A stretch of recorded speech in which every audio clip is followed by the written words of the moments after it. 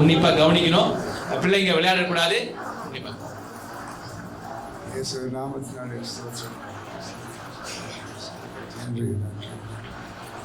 நான் 12 வயசில் குடிக்க ஆரம்பிச்சேன். 12 வயசில் குடிக்க ஆரம்பித்தேன். நான் கிறிஸ்துவ குடும்பத்தில் தான் பிறந்தேன். கோச்சிக்காக தமிழ் கொஞ்சம் இதாகும். எனக்கு கேள்வி மாதிரி யாரும் இல்லை. ரொம்ப செல்ல பையனை என்னை வளர்த்தாங்க. அது நான் எங்கே போகிறேன் எங்கே வரேன் யாரும் கேட்க மாட்டாங்க. அப்படியே பாதை அப்படியே பிசாசு என்னை வேறு மாதிரியாக டைவர்ட் பண்ணிடுச்சு. நான் சர்ச்சுக்கு போகிறதோ போலியோ கேட்க மாட்டாங்க. சண்டே ஸ்கூல் போகிறேன்னா இது வரைக்கும் நான் பைபிள் தூக்குறது கிடையாது. நான் கிறிஸ்தவ பையனை பாட்டில் எடுத்துக்கிறேன், பீடி பூச்சிக்கிறேன், தீப்பெட்டி வச்சுக்கிறேன் 12 வயசில். ஆமாம், யார் என்ன அது கேட்கறது இல்லை. அவங்க வேலையை அவங்க பார்த்துட்டு இருப்பாங்க. அப்படியே நாட்கள் போயினே இருந்தது. நான் ஸ்கூல் போகிறேன்னாக்கா வேலைக்கு போவேன். அப்படியே பொறிய பசங்க கூட சேர்ந்து ஆர்டர் பக்கத்தில் இருந்தேன். அப்படியே போயிட்டு இருந்தேன். அப்படியே காலம் போயிடுச்சு. நம்ம காலேஜுக்கு போக ஆரம்பித்தேன்.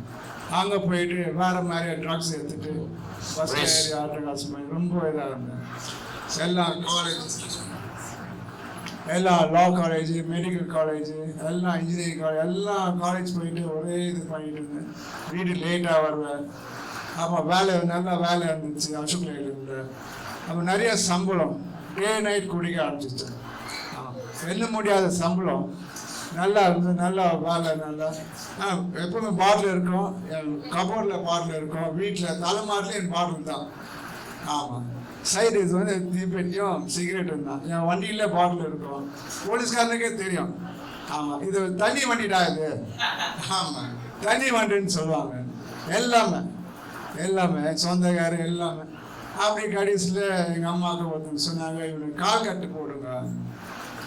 சரி, எங்கள் அம்மா மாமா எனக்கு அவனுக்கும் வயசாகுது எனக்கும் வயசாகுது, ஒரு கால். நான் சொன்னேன், வேணாம்மா, நான் எனக்கு எதுக்கு பாவம், அந்த பொண்ணு வேறு அவள் கஷ்டப்படுறா, வேண்டாம், ஏன் நிறுத்த முடியல.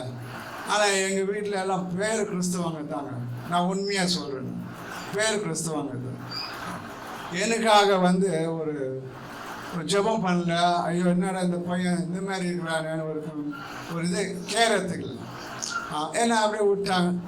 நான் அப்படியே என் ஃப்ரெண்ட்ஸ் எல்லாம் ஒரு இது என்ன எப்படி சொல்லுவாங்க, நீ யாருன்னு சொல்லி உன் ஃப்ரெண்டு என்ன சொல்லுவாங்க, அது போல எல்லாம் அவங்களும் அதே மாதிரி தான். அதான் யார் என்னை கண்டிப்பாக போடா வேலைக்கு போடா, அது கூட்டியே விட்றா, அது கூட கேட்குறது. ஏன் என்ன பண்ணது தான், நாய் மாதிரி வெளியே நிற்பாங்க. எப்போ நைட்டு 1 மணி டியூட்டி முடிச்சுட்டு வருவேன், நிற்பாங்க. இவனை பார்த்தா சரக்கு இருக்குறாங்க. அந்த மாதிரி கடைசியாக எத்தனையோ வாட்டி ஹாஸ்பிட்டல் சேர்த்தாங்க. அங்கேருந்து எஸ்கேப் ஆகி ஓட்டி வந்துடுவேன். ஆமாம், எல்லாருக்கும் டாடா சொல்லிட்டு நைட்டு ஓட்டி வந்துடுவேன் வண்டி எடுத்துட்டு. பணம் தான் வேஸ்ட் ஆகும். அப்படி இருந்தேன். கடைசியில் ஷார்ட்டாக முடிக்கிறேன் இல்லையா. ரொம்ப எல்லாம் ஹாஸ்பிட்டலில் எனக்கு கூட்டு போய் சேர்த்தாங்க. அப்போ 1 மாதம் 1 வாரம் 3 வருஷம் இருந்தேன். நான் மெடிசன் எடுத்துன்னு நல்லா நகையெல்லாம் வாங்கினேன். ஆனால் அப்போது மாதத்துக்கு ஒரு வண்டி, 6 மாதத்துக்கு ஒரு வண்டி, 1 வருஷத்துக்கு வண்டி, இது வரைக்கும் 26 வண்டி நீங்கள் குடிக்கும் போது மாற்றி வண்டி ஆசைப்பாதான் துணி எடுக்கிற மாதிரி வண்டி வாங்கி ஓட்டிட்டு இருக்கோம். எல்லாம் தான தர்மம் தான் எல்லாருக்கும். பணம்ன்ற ருசி கிடையாது. அப்படி என்னடா பணம் எப்படி வருதுன்னு தெரியாது. அதுமாரி செலவு பண்ணிட்டு இருந்தேன். பாட்டில் தான் எல்லா பாட்டிலும் எல்லா இதுவும் பண்ணிட்டு இருந்தேன். எல்லாம் கிறிஸ்மஸ்னாக அங்கே தான் அம்பாசிடர் பல்லவா எல்லாம் 5 ஸ்டார் ஹோட்டல் தான். அங்கே பெரும்போ டான்ஸு அங்கெல்லாம் ஆங்கிலன் ஃப்ரெண்ட்ஸு எல்லாம் அந்தமாரி இதுவும் பண்ணிட்டு இருந்தேன். அப்போ கடைசியாக எனக்கு இருதயத்தில் எனக்கு கொஞ்சம் ப்ராப்ளம் வந்தது. என் தங்கச்சி வீட்டுக்காக டாக்டர் அவர் நான் சேர்ந்து ஸ்டான்லியில் சேர்த்தார். நான் எனக்கு ஃபுல் பிளட் இதெல்லாம் வருவேன். ஸ்டான்லியில் சேர்த்தேன். அங்கே ஐசி வர்றது திடீர்னு எழுந்துச்சேன். நான் ஏன்ச்சு எல்லாத்தையும் டியூப்லாம் உரி விட்டுரு, வாட்ச்மேனை தள்ளி விட்டுரு, ரயில்வே ஸ்டேஷன் வழியாக ட்ராக் வழியாக வச்சு ஓடியான். நைட்டு 2 மணி வந்துட்டு ஸ்ட்ரெயிட்டாக வீடு. இப்போ மூஞ்சி கலவை இல்லை. ரிக்ஷாக்காரன் வண்டி ஏறா ஸ்ட்ரெயிட்டாக அங்கே மீன் விற்கிற மார்க்கு காசு மோலில் போயிட்டு பாட்டில் என்ன தெரியும் எனக்கு, எங்கே வைப்பாங்க எதுவும் தெரியும், போலீஸ்காரன் தெரியும், ஆனால் எங்களுக்கு தெரியும். அங்கே போய் வாங்கி குடிச்சிட்டு அங்கேயே இருந்துட்டு அப்படியே காயில் குடிச்சிட்டு திரும்பி அது ரெகுலராக ஆகும். என்னடா அப்போது கடைசியாக 2012 எனக்கே ஒரு மாதிரி ஆயிடுச்சு. என்ன வாழ்க்கை இதுன்னு.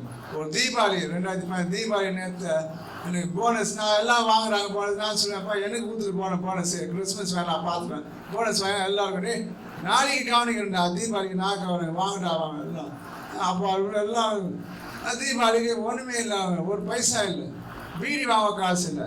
சரி பீட்டர் சர்ச்சில் போய் உட்காந்துட்டு இருக்கேன், இவன் வருவானா அவன் வருவானான்ட்டு, ஒரு பேக்கு வாங்கி தருவானான்ட்டு. வெத்தலை பார்க்குறே ஒரு 100 பார்க்குறேன், இல்லை பாப்பா போவேன். ஒரு நாய் மாதிரி வித்தரப்படும். அப்படி சர்ச்சில் போய் உட்காந்துருந்தேன் ஸ்டெப்ஸில். என்ன இது என்ன வாழ்க்கை இது அப்படின்னு வானத்தை பார்த்துன்னு நிறைய கிராக்கர்ஸ்லாம் டபால் வெடிக்குது. சரி நாய் பாதி இப்போ யாரும் மதிக்க மாட்டுறாங்க அப்படி ஒன்று ஃபீலிங்ஸ் வந்துச்சு. சரி அப்போ வீட்டுக்கு வந்தேன், போய் சண்டை போட்டுன்னா ஒன்றும் இல்லையா, அது ஒரு 50 ரூபா கொடுங்களேன். போனேன். ஆனால் நான் என்ன குடிச்சிட்டா இப்போ கொடுக்கல, வெளியில் போய் ஆனால் எப்படியும் வாங்கி கொடுத்துருவாங்க. வாங்கி கொடுத்து வீட்டுக்கு வந்தாக்கா சும்மா படுக்க மாட்டேன், கொடுக்கல அவர் கண்டபடியாக பேசி எல்லாம் முடிச்சுட்டு வந்து டைட்டாக தூங்கும் போது கத்திரன் மேய்ப்பராக இருக்கிறாரு, நான் தாழ்ச்சி ஆடுவேன். அதுதான் தெரியுங்க எனக்கு வாழ்க்கையில்.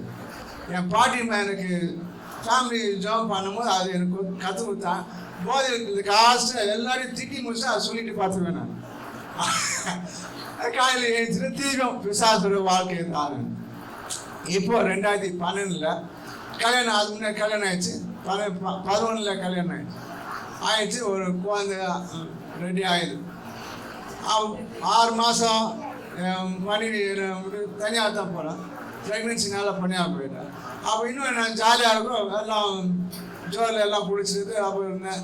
அப்போ மனைவி கல்யாணம் அதான் குழந்தை பிறகு போனால் அதுவும் வரல. என் மாமனார் சொல்கிறாரு, இல்லை எப்படி நான் சாலியை நான் எப்படி முள்ளு மேலே எடுத்துன்னு அப்படி எடுத்துட்டேன் கிளியாமல், நீ வராத பாபாயினாரு. நான் போயான்னு சொல்லி நான் வந்துட்டேன் நான்.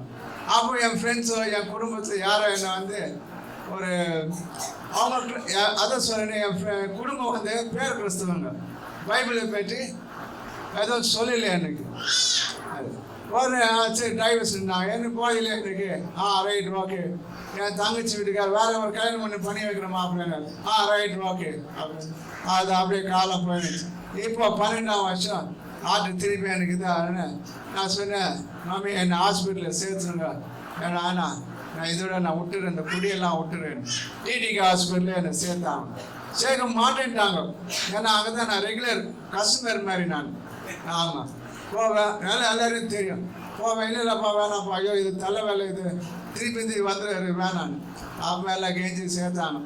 ஒன்றுமே இல்லைங்க, ரத்தம் எல்லாம் ஆல்கஹால் தான், கலர் தான் ஒழியா, ஆனால் ஆல்கஹால் தான்.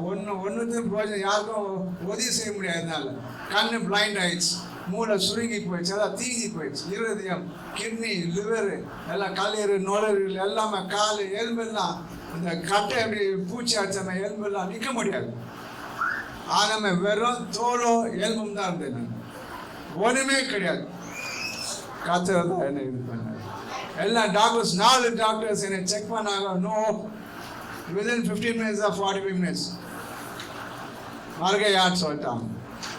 ஆமாம், எனக்கு இதெல்லாம் தெரியாது, நான் கோமல் ஆகிறேன் நான். அப்போ எல்லாம் என் தங்கச்சி வீட்டுக்கார சொன்ன, அவர் டாக்டரு சொன்னார், நான் காயில் வந்து செத்து போனால் கூட பரவாயில்ல, நான் காரில் வச்சு எடுத்துகிட்டு போயிடுறேன், உங்களுக்கு ஒன்றும் ஆகாது, ப்ராப்ளம் வராது. சரி டாக்டர்ஸ் பேசிட்டு இது பண்ணிட்டாங்க. எனக்கு 2 டியூட்டி டாக்டர்ஸ் போட்டிருந்தாங்க, இன்னும் அது பார்த்துருவேன். எனக்கு உண்மை தெரியாது. ஒரு சொட்டு தண்ணி வாயு உள்ள போகாது, எரியும், ஒட்டை எரியும், எல்லாம் புண்ணாயிடுச்சு. ஆமாம், ஒன்றுமே இருக்கு. அப்போ கேன்டீன்லலாம் சரி நல்லா ஃபேமஸ் நான். என்னடா இந்த மாதிரி நல்லா பாயாச்சு, நல்லா மனுஷன் எல்லாம் இந்த மாதிரி இறந்து போகிறாரு, என்ன செய்யுது, எல்லாம் ப்ரேயர் பண்ணுறான், இன்னும் தெரியாதுன்னு.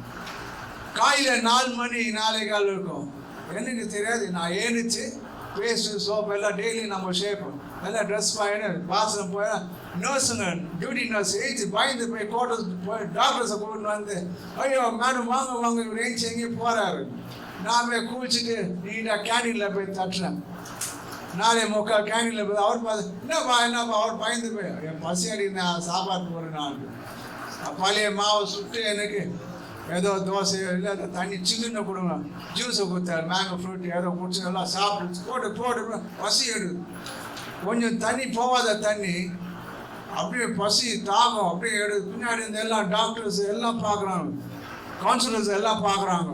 குடிங்க ஆயில் நான் யாருன்னு பார்க்குறேன். நான் பார்த்து கையை வாயை சாப்பிட்டுன்னு இருக்கிறேன் நான் வயிறு ஃபுல்லாக. ஆமாம் போதும். அப்போ நீட்டாக வந்து காற்றுமே மேலே பால்கனியில் சேர்ஸ் போட்டு உட்காந்துக்கிறேன். 8 மணிக்கு திரும்ப கால் ஃபர் வந்துச்சு. நான் போனேன். திரும்பி இவரை ரீசெக் பண்ணணும். பண்ணாங்க பர்ஃபெக்ட் அவரு எல்லாம் ஒன்றுமே கிடையாது. என் கவுன்சிலர் வந்து ஜாக்லின் மேடம், அவங்க சொல்கிறாங்க இட்ஸ் காட் கிரேட். கத்தர் தான் அவனு புது ஜீவனை கொடுத்துக்கிறாரு. ஆமாம், நான் சேத்துல இருந்தேன். நெருங்க வாசலில் நெருங்கிட்டேன். நான் உட்காந்து ஏந்திரிக்க முடியல.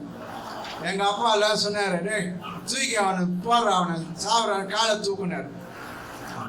கண்ணோடு வாய் வரல, வார்த்தை வரல, மேலே தான் பார்த்தேன். அப்படியே வார்த்தை ஏசுவேன்னு கூட வார்த்தை வரல. எனர்ஜி கிடையாது. நான் அப்படி தான் பார்த்தேன், அவ்வளோதான் தெரியும். ஆனால் கத்துரு எங்கள் அம்மா அன்னைக்கு நியூஸ் போனவொடனே, மதியானம் நியூஸ் போனவொடனே எங்கள் அம்மா ஜன்னல் ஊற உட்காந்து ஜபத்தில் இருந்தாங்க. ஆமாம், என் புள்ளிய திரும்ப உயிரோட கொடுத்துருவான்னு இதுக்காக பிசாஸ்க்கு நான் என்னை கொடுத்தீங்க. இந்த புள்ளிய என்னை மணியும் அப்படி ஏதோ ஜபம் பண்ணிக்கிறாங்க. எனக்கு ஆண்டவர் அவங்க எங்கள் அம்மா ஜபத்தில் எனக்கு உயிர் கொடுத்தாரு. அழுத்தா வந்தேன்.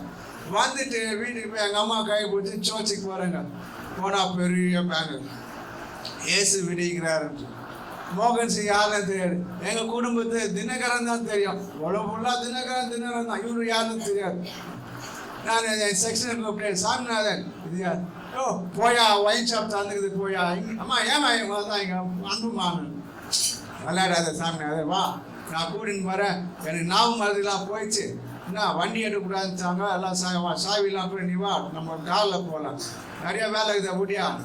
அப்போ பின்னாடி ஒரு ஸ்கூல் இருக்குது. அங்கே வாட்ச்மேன் அந்த ஏப்ரன் வா அண்ணே நான் அட்ரஸ் தரேன், நீ பஸ்ஸில் போனேன். அப்பா என் வார்த்தையெல்லாம் வராது, பேர்த்துக்காக மறந்து போயிடுவேன், நீ வா எழுதி கொடுத்தோம்.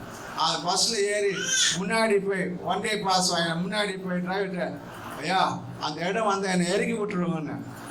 இறக்கி நீட்டாக ஸ்டேஜ் முன்னாடி வானகர் நீட்டாக ஸ்டேஜில் முன்னாடி போய் நின்றுட்டேன் நான். ஐயா ஜோம்பா கடைசி ஜோம்பா அப்போ தான் இந்த வளமானது அப்படியே சில்லுன்னு அப்படியே ஐஸ் கட்டி மாதிரி இறங்கிது. எனக்கு தெரியாது எது ரசிப்பாது, எனக்கு தெரியாது. அப்படியே சில்லுன்னு இறங்கிடுச்சு. நைட்டு எல்லாம் கூட்டம் முடிஞ்சிட்டு வரும்போது பஸ் ஸ்டாண்டில் நிற்கிறோம். ஒரு வயசான அம்மான்னு பார்த்துட்டு சொன்னேன், எங்கப்பா போனோன்னு. நான் சொன்னேன் ராயபுரம் போனோமா. நானும் ராயபுரம் தான் வா. அப்போ என்னோட இதெல்லாம் சொன்னேன். நான் எல்லாம் கசிந்த மாதிரி நான் வாழ்ந்து நான் குடும்பம் எல்லாம் கிறிஸ்தவ குடும்பம் தான். ஆனால் நான் இது வரைக்கும் நான் பைபிளே தொட்டதில்லை. இன்னைக்கு ஆண்டவர் பைபிள் தொடங்க வச்சு தமிழ் படிக்க வராதுன்னு, சரியா பேச வராது. எல்லாம் ஆங்கிலன் ஃப்ரெண்ட்ஸ் தான் எனக்கு. அதனால் எப்போ அவங்க வீட்டில் எப்போ ஆட்டம் பாட்டம் தான். எல்லாம் சாவுக்கும் அது தான், கல்யாணத்துக்கு அது, பர்த்டே எல்லாமே அது தான், ஆட்டம் பாட்டம் தான். ஆமாம், நானும் அதே மாதிரி வாழ்ந்து எனக்கு யாரும் பொண்ணு விடல. ஆமாம், இவன் குடிகாரன் பார்த்தா தெரியும், முத்திரை வச்சுட்டாங்க. நான் எங்கே போனேன் எல்லாம் தமிழ்நாடு ஃபுல்லாக பார்த்தாங்க, குடியில குடியாரு. அது விடுங்க. அவள் சர்ச்சுக்கு போயிட்டு அங்கே வந்துட்டேன். என்னம்மா சொன்னா, உன் பேர் என்ன? ஆனந்த்னா. நீ ஆனந்தமாவா நீ வாழ்வேன், போனதெல்லாம் திரும்பி நீ பெற்றுக்கொள்வாயின்னா. அந்த பெரியம்மா பயப்படா, ஆண்டவர் உன்னை தேர்ந்தெடுத்துக்கிறார். சேத்துலேருந்து உன்னை தூக்கி எடுத்துக்கிறார். நெருங்க வாசலேருந்து உன்னை தூக்கி எடுத்துக்கிறார். நீ கவலைப்படாது. போனதெல்லாம் மனைவி திரும்பியும் வரும், உன் எழுதெல்லாம் உனக்கு திரும்பியும் வரும். கவலைப்படாது, உன்னை ஆண்டவர் வழி நடத்துவார். ஆனால் அந்த அம்மாவை திரும்பி நான் பார்க்க முடியல. இந்த வீட்டுக்கு போகிறேன், அந்த அம்மா இல்லை. அது அம்மா திருப்பி நான் சேர்ந்தேன். அன்றைக்கி நான் வானகரத்துக்கு நான் திருப்பி நான் பஸ் ஏறி உட்காரேன். மேலே ஒரு சொட்டு என் மேலே வரல. ஜபத்துக்கு போகிறேன், ரெயின் கோட்லாம் வாங்கிட்டு போகிறேன். போயிட்டு முன்னாடி போய் உட்காந்து வந்து எல்லாம் சேர்ந்தேன். ஆமாம், பைபிள் நான் சொன்னேன், ஏசப்பா நான் என் சர்ச்சில் போய் நான் ஜோம் பண்ணுறேன், எனக்கு ஒரு மாதிரியா இருக்குது, எனக்கு ஒரு இடத்த காட்டணும்னு. அப்போ சாந்தம் சர்ச்சு காட்டினாங்க. அங்கே போய் முழங்கால் போட்டு என் பாவத்தை எல்லாம் நான் அழைக்க விட்டேன். முழங்கால் போய் ஜோம் பண்ண. அப்போ சொன்னாங்க, ஜபனா ஒன்றும் இல்லை, உங்கள் அப்பா கிட்ட பேசுகிற மாதிரி, உங்கள் ஃப்ரெண்டுகிட்ட பேசுகிற மாதிரி, அம்மா கிட்ட பேசு பேசு அப்பா இந்த மாதிரி சொல்லி. அதே போல் நான் சேர்ந்த தவறுகள் எல்லாத்தையும் நான் உணர்ந்து கண்ணீர் அப்படியே வந்து தெரிந்து வரும் சொல்லி அப்படியே ஆவியானவர் ஊற்றுனார். அப்போ ஜெபம் பண்ணோம், எனக்கு ஆவி தொடக்க வச்சார். ஜபி காலை ஏந்திச்சு 3 மணி 2 மணிலாம் எப்போ ஏந்திரிங்கன்னா உடனே ஜபம் தான். கூட்டி நான் வெக்கப் வரணும் இல்லையா, நான் கூட்டி படிக்காத. ஏசப்பா எனக்கு வார்த்தையை சொல்லி தரமான்னு, உங்களுடைய வார்த்தையை நான் ருசிக்கணும், 4 பேருக்கு நான் சொல்லணும், என் சொத்து வாயின் ஆகுறேன்னு, நாளை தொடுமான்றேன்னு. அப்போ ரோட்டில் பிரசவம் பண்ண எனக்கு வலிமை கொடுத்த சாட்சி சொல்றது. அவருக்கு நான் அங்கே சாட்சி சொல்ல வந்தேன் நான். அதே மாதிரி அப்போ நான் ஏசப்பா நான் உங்களோட நாமத்தில் மகிமை பார்த்துருந்தேன். எல்லாம் ட்ராக்ஸ் கொடுக்க கல்யாணம் ஹாஸ்பிட்டல் போனேன். அங்கே போய் எல்லாருக்கும் நோயாளி ட்ராக்ஸ் கொடுப்பேன். நானே தெரிஞ்ச ஜபத்தை அவங்களுக்கு ஜபம் பண்ணேன். அன்று குணமாக்குவான் என்ன நீ சுகமாக்குனீரு, இவங்களை சுகமாக்குங்க. அப்போ யார் சாராய் கடைக்கு போகிறோம் அவங்களே இவங்களை ரட்சியமாண்டு என்ன நீர் மீட்டு கொண்டுரு, இவங்களை மீட்டு கொள்ளும். அவங்க ரட்சியம், அவங்க குடும்பம் சந்தோஷமாக இருக்கணும்.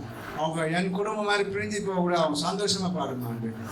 எல்லாம் எழுந்து போனால் திருப்பி தாரமாண்டு ரட்சியமா தொட விடாதே ஆண்டு, விடாதே தொடமாண்டு, திருப்பி வெளியே அனுப்புங்க ஆண்டு. உள்ளே போகல சாலை கூட போகல, வெளியே தொத்துமாண்டு அப்படின்னு ஜோம் பண்ணுறேன் எல்லாம். இப்போ பார்த்தாங்க ராய் பார்த்து என்னை பார்த்தாவே ஒரு நய பைசா கேட்க மாட்டாங்க.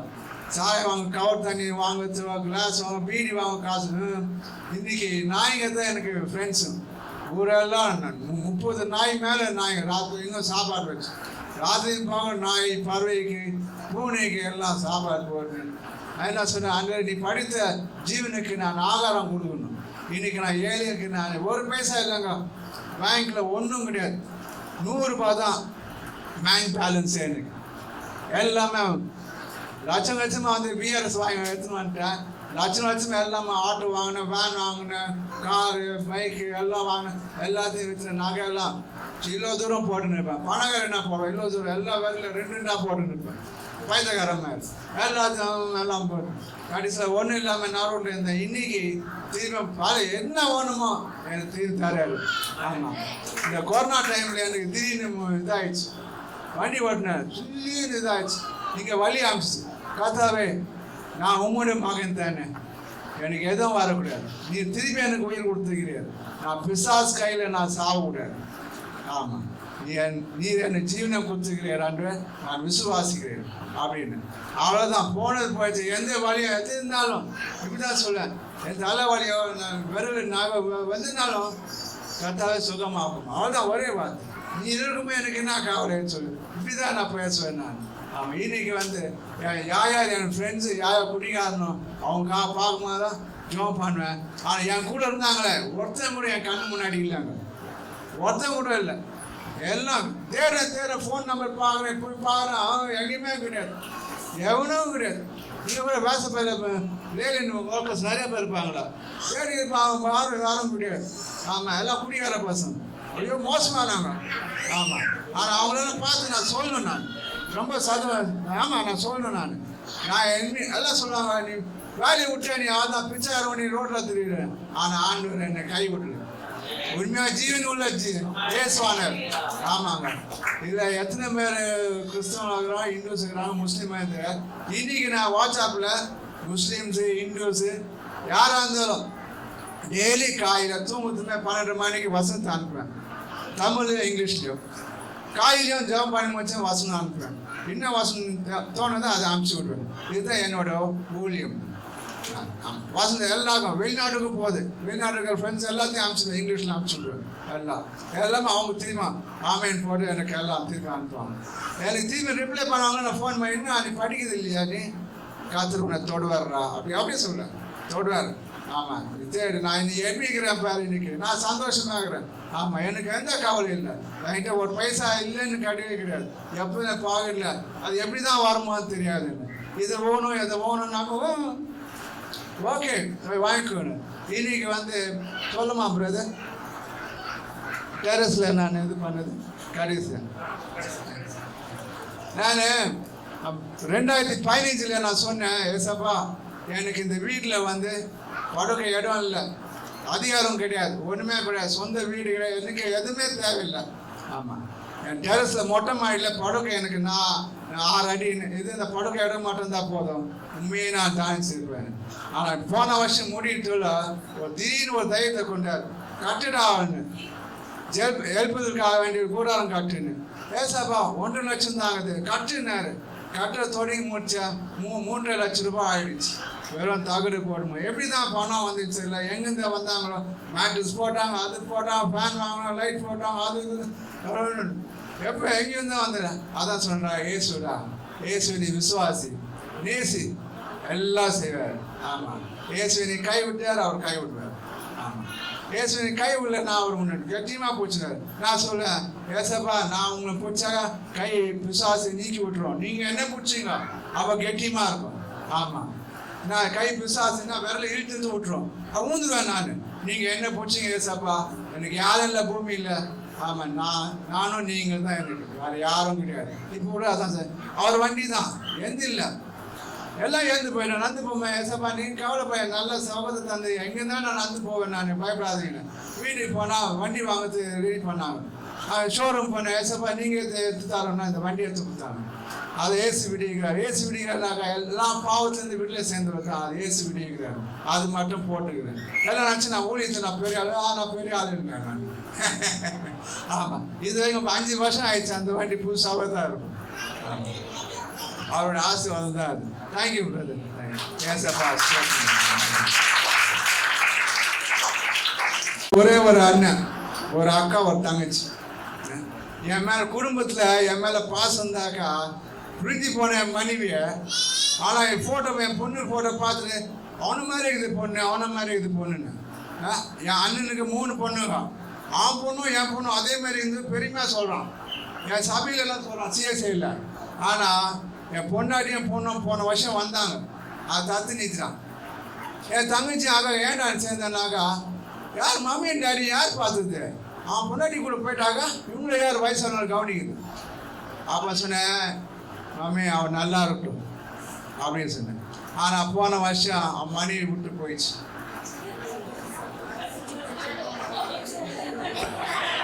அதாவது ஏதாவது புரியுதா உங்களுக்கு? உங்க அம்மாவை கவனிச்சுக்கிறதுக்கு உங்க மனைவியோட அவளுக்கு கேன்சர் நோய். ஆமாம், சாட்சி சொன்னாங்க. அந்த அம்மா ஆர்டரில் வந்து சாட்சி சொன்னாங்க. 2013 சாட்சி சொன்னாங்க. நான் சொல்லி முடிச்சு நான் அந்த மாதிரி சொல்கிறாங்க. ஒரு இது கூட எடுக்காமல் என் அண்ணன் வந்து டாலர் அமிச்சான்னு, ஏசப்பா எனக்கு சுகமாக்கணும்னு சொல்லலை. என் அண்ணன் டாலர் அமிச்சா அண்ணன் பொண்ணு சொல்லிச்சு. அப்படியே கட் அவுட் பண்ணிட்டாங்க, ஓப்பன் பண்ணாங்க. அதுலேருந்து அப்படியே மாத்திரை சொல்லிட்டு அப்போ என்னை கூப்பிட்டு, நாங்கள் மன்னிச்சிங்க, உன்னையும் உன் மனைவி நான் தான் பிரிச்சேன். நாங்கள் அது நான் என்ன மனைவி ஆண்டு சொல்லுங்களான்ட்டு, அவ்வளோதான். அப்போ கூட பாருங்க, கடைசி நேரத்தில் என் பொண்டாட்டி வந்தா, என் மகன் வந்தா, சொல்லிட்டு வந்தா, நான் வரேன்ப்பா, நீங்கள் வந்து என் வீட்டுக்கு அழைச்சிட்டு போங்க. ஏன்னா பயம், எங்கள் அம்மா எங்கள் மருமக வரல, எப்படி சந்திக்க, இத்தனை வருஷம் ஆயிடுச்சு, 21 வருஷம், அவன் பயம் இல்லை, ஒரு இது இருக்கணும். 6 மாதம் தானே கல்யாணம் ஆயிடுச்சு, அதுக்குள்ள எப்படிங்க புரிய முடியும்? யாராக இருந்தாலும் 2 பேரும் 6 மாதத்துல அந்த வராது, இவங்க இது வராது. ஆமாம் வராது. அதில் பிரித்து விட்டாரு, நான் கத்தர் இருக்கிறாரு, எனக்கு எல்லாம் அவுத்தாங்க. அதான் என்னை பிரித்து விட்டா அந்த மாதிரி இறந்து போயிட்டாங்க. என் அண்ணன் பொண்டாட்டி இறந்து போயிடுச்சு. இப்போ என்னடா சந்தோஷமான்றான். ஒன்றும் என்ன செய்யுது, குப்பையில் தான் போகணும். நான் எப்பவுமே ராஜா ஆண்டு ராஜாவை ஆனந்தமாக வச்சுக்கிறேன். கேட்டீங்களா சாட்சிய? அது பார்த்தாவே பாருங்க, 7 வருஷம் ஆயிடுச்சு. அண்ணா அது அப்படியே திருத்தி. ஆனால் முகம்லாம் மாறி இன்னைக்கு பாருங்க, அவர் உடம்புல ஒண்ணுமே இல்லாம கர்த்தருக்கு நல்ல சுகத்தை கொடுத்துருக்காரு. அல்லேலூயா. அவருக்கு பாருங்க மனைவி இல்லை, ஆனாலும் ஆண்டவர் ஊழியத்தை செஞ்சுட்டு இருக்காரு. விஆர்எஸ் கொடுத்துட்டு அசோக் லேலாண்ட்ல நல்ல கை நிறைய சம்பாதிச்சவர் இன்னைக்கு வந்து கர்த்தரையே சார்ந்திருக்கிறார். நிறைய இடத்துல சாட்சி சொல்றாரு. நாங்கள் திருப்பசனம் போவோம், கிராம ஊழியத்துக்குலாம் வரீங்களா, வில்லேஜ் மினிஸ்ட்ரிலாம், you come and give testimony.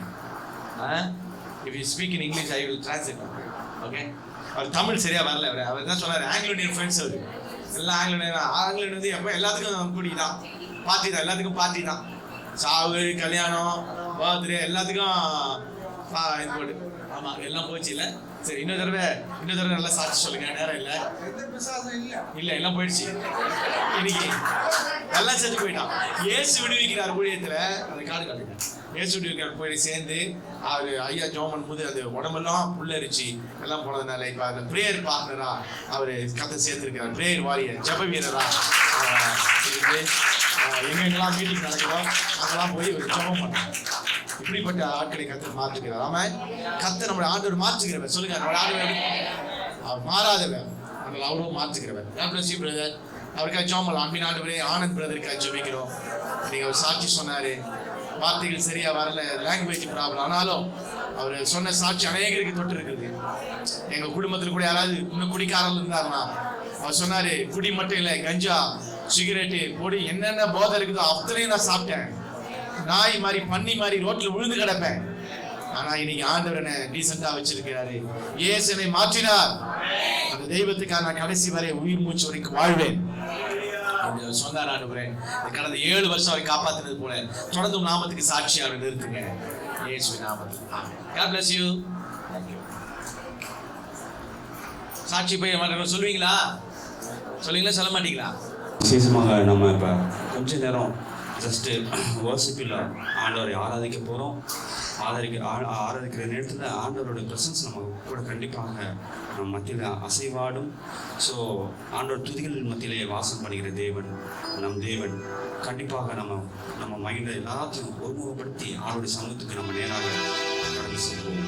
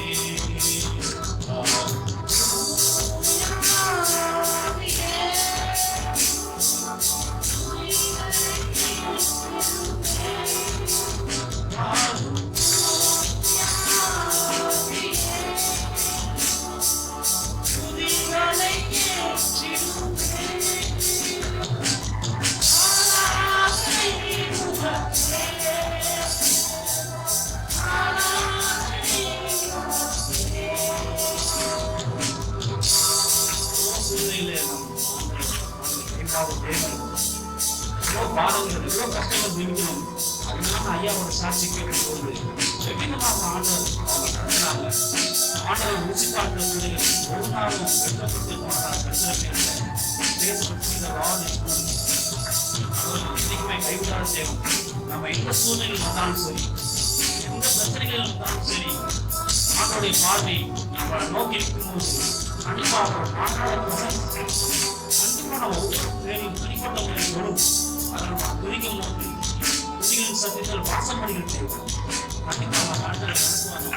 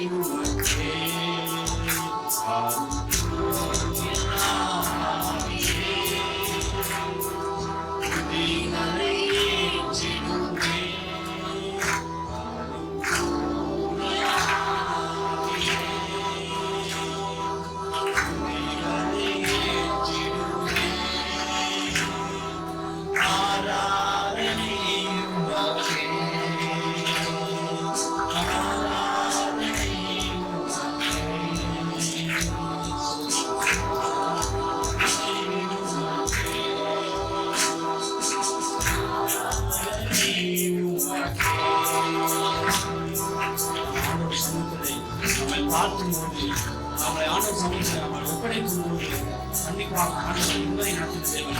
இனிமேல் நம்ம நடத்துவோம். நம்மளை கண்டிப்பாக பாராட்டாமல் நம்மளை தாயாக்குற தேவன். எந்த சூழ்நிலையில் இருந்தாலும் சரி, நம்ம ஆண்டவர் நோக்கி முழுமையோடு கண்டிப்பாக ஆண்டவர் அவன் மனமிறங்கி நம்மளால் ஆண்டவர் வழிநடத்துவார். நம்மளை விடுவிப்பார்.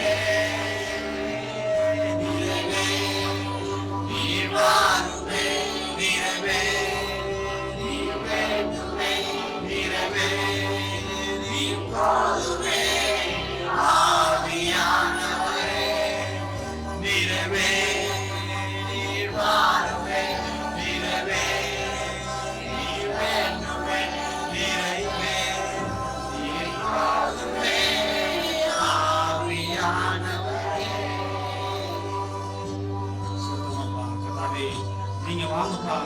நீங்க வந்தீங்கன்னா கதாவே நீங்க சூழ்நிலைகள்லாம் மாறுமாப்பா. எந்த சூழ்நிலை இந்த சாயங்கால நேரத்திலேயாப்பா எந்த சூழ்நிலையோடு கதாவுடைய பிள்ளைகள் இருப்பாங்களாப்பா. கண்டிப்பா கதாவே நீங்க விடுவிக்க வல்லவராச்சா. கதாவே நீங்க ராஜாவே ராஜனாச்சா. கதாவே நாங்க உங்க தருணால் சுகமானமாப்பா. நீங்க எங்களுக்காக கதாவே இந்த சிலுவையிலே நீங்க பாடுபட்டீங்க. கதாவே இந்த ரத்தம் விலையேறப்பட்ட ரத்தம் ராஜா. கதாவே இந்த 2000 ஆண்டுகளுக்கு முன்னாடி கதாவே அந்த விலையேறப்பட்ட ரத்தத்தின் மூலமாக கதாவே நீங்க விடுவீங்க ராஜா. அதுக்காக நாங்க என்ன செய்ய போறோம் ராஜா. எங்க வாழ்க்கையை கதாவே இந்த இடத்துல நாங்க உபயோகிக்கிறோமாப்பா. அப்பா நீங்க கதாவே எங்க வாழ்க்கையை மாற்றணும்ப்பா. எங்க சூழ்நிலையை மாற்றணும்ப்பா. கதாவே எங்க எதிர்கால திட்டங்கள் எல்லாச்சும் அப்பா எல்லாமே நாங்க உங்க கையில இருந்தா பெற போறோமாப்பா. இந்த உலகம் கூடக்கூடாத சமாதானத்தை நீங்க தருவீங்கப்பா. அப்பா கதாவே நீங்க கதாவே எங்களை தேடுற ராஜா.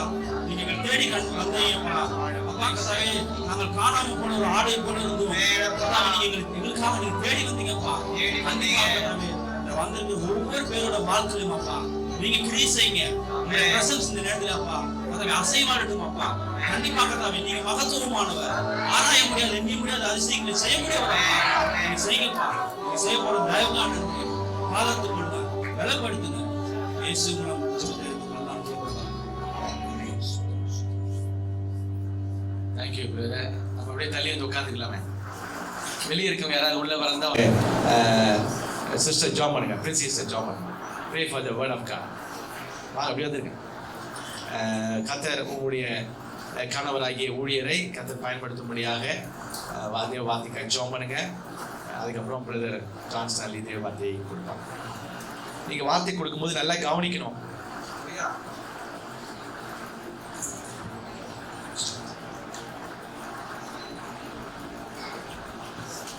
அப்படியே இருக்கிற இடங்களிலே நம்முடைய கண்களை மூடி நம்ம ஜெபம் பண்ணுவோம். நம்ம இப்போ இந்த இடத்துல உட்கார்ந்துருக்கும் போது நம்முடைய சிந்தனையில் அநேக சிந்தனைகள் உண்டும், அநேக வேலைகளை விட்டுட்டு நம்ம வந்திருப்போம். ஆனாலும் நம்ம இப்போ ஆண்டவருடைய சமூகத்தில் உட்கார்ந்துருக்கும் பொழுது நாம் ஒவ்வொருவரும் ஒருமனப்படுவோம். இந்த வார்த்தைகளை கேட்க நம்முடைய இருதயங்களையும் நம்முடைய செவிகளையும் நம்ம திறப்போம். ஈசப்பா, இந்த வேளையிலும் உண்மை நோக்கி பார்க்கிறோம் தகப்பனே. இந்த இடத்துல இருக்கிற ஒவ்வொரு பிள்ளைகளையும் உங்களுடைய கரத்தில் ஒப்பு கொடுக்கிறோம். உங்களுடைய வேதத்தை கேட்க வந்திருக்கிற இந்த பிள்ளைகளை என் தகப்பனை ஆசீர்வதிப்பீராக ஆண்டவரே. என்னுடைய இருதயங்களை என் தகப்பனை திறப்பீராக சுவாமி. இந்த நாளிலும் என்ன வார்த்தைகள் அவளுக்கு செல்ல வேண்டுமோ அந்த வார்த்தைகள் மகன் மூலமாய் கடந்து வர தகப்பன் உதவி செய்வீராக தகப்பனே. இந்த நாட்களில் என்னென்ன வாஞ்சைகள் என்னென்ன நோக்கங்கள் அவங்க இருதயங்களில் இருக்கிறதோ என் தகப்பனை அவர்களோடு கூட பேசுவீராக. ஏதோ ஒரு எண்ணத்தோடு வந்திருக்கிறார்களோ அவளோடு இடைப்படுவீராக சுவாமி. எந்தெந்த காரியங்களை நீர் அவர்களுக்கு சுட்டி காட்ட விரும்புகிறீரோ, எதை அவர்களுக்கு போதிக்க விரும்புகிறீரோ ஆண்டவரே, அதை இந்த மகன் மூலமா இந்த நாளில் நீர் பேசுவீராக சுவாமி. ஏசப்பா, இந்த இடத்துல உங்களுடைய பிரசன்னம் இருக்கட்டும் தகப்பனே.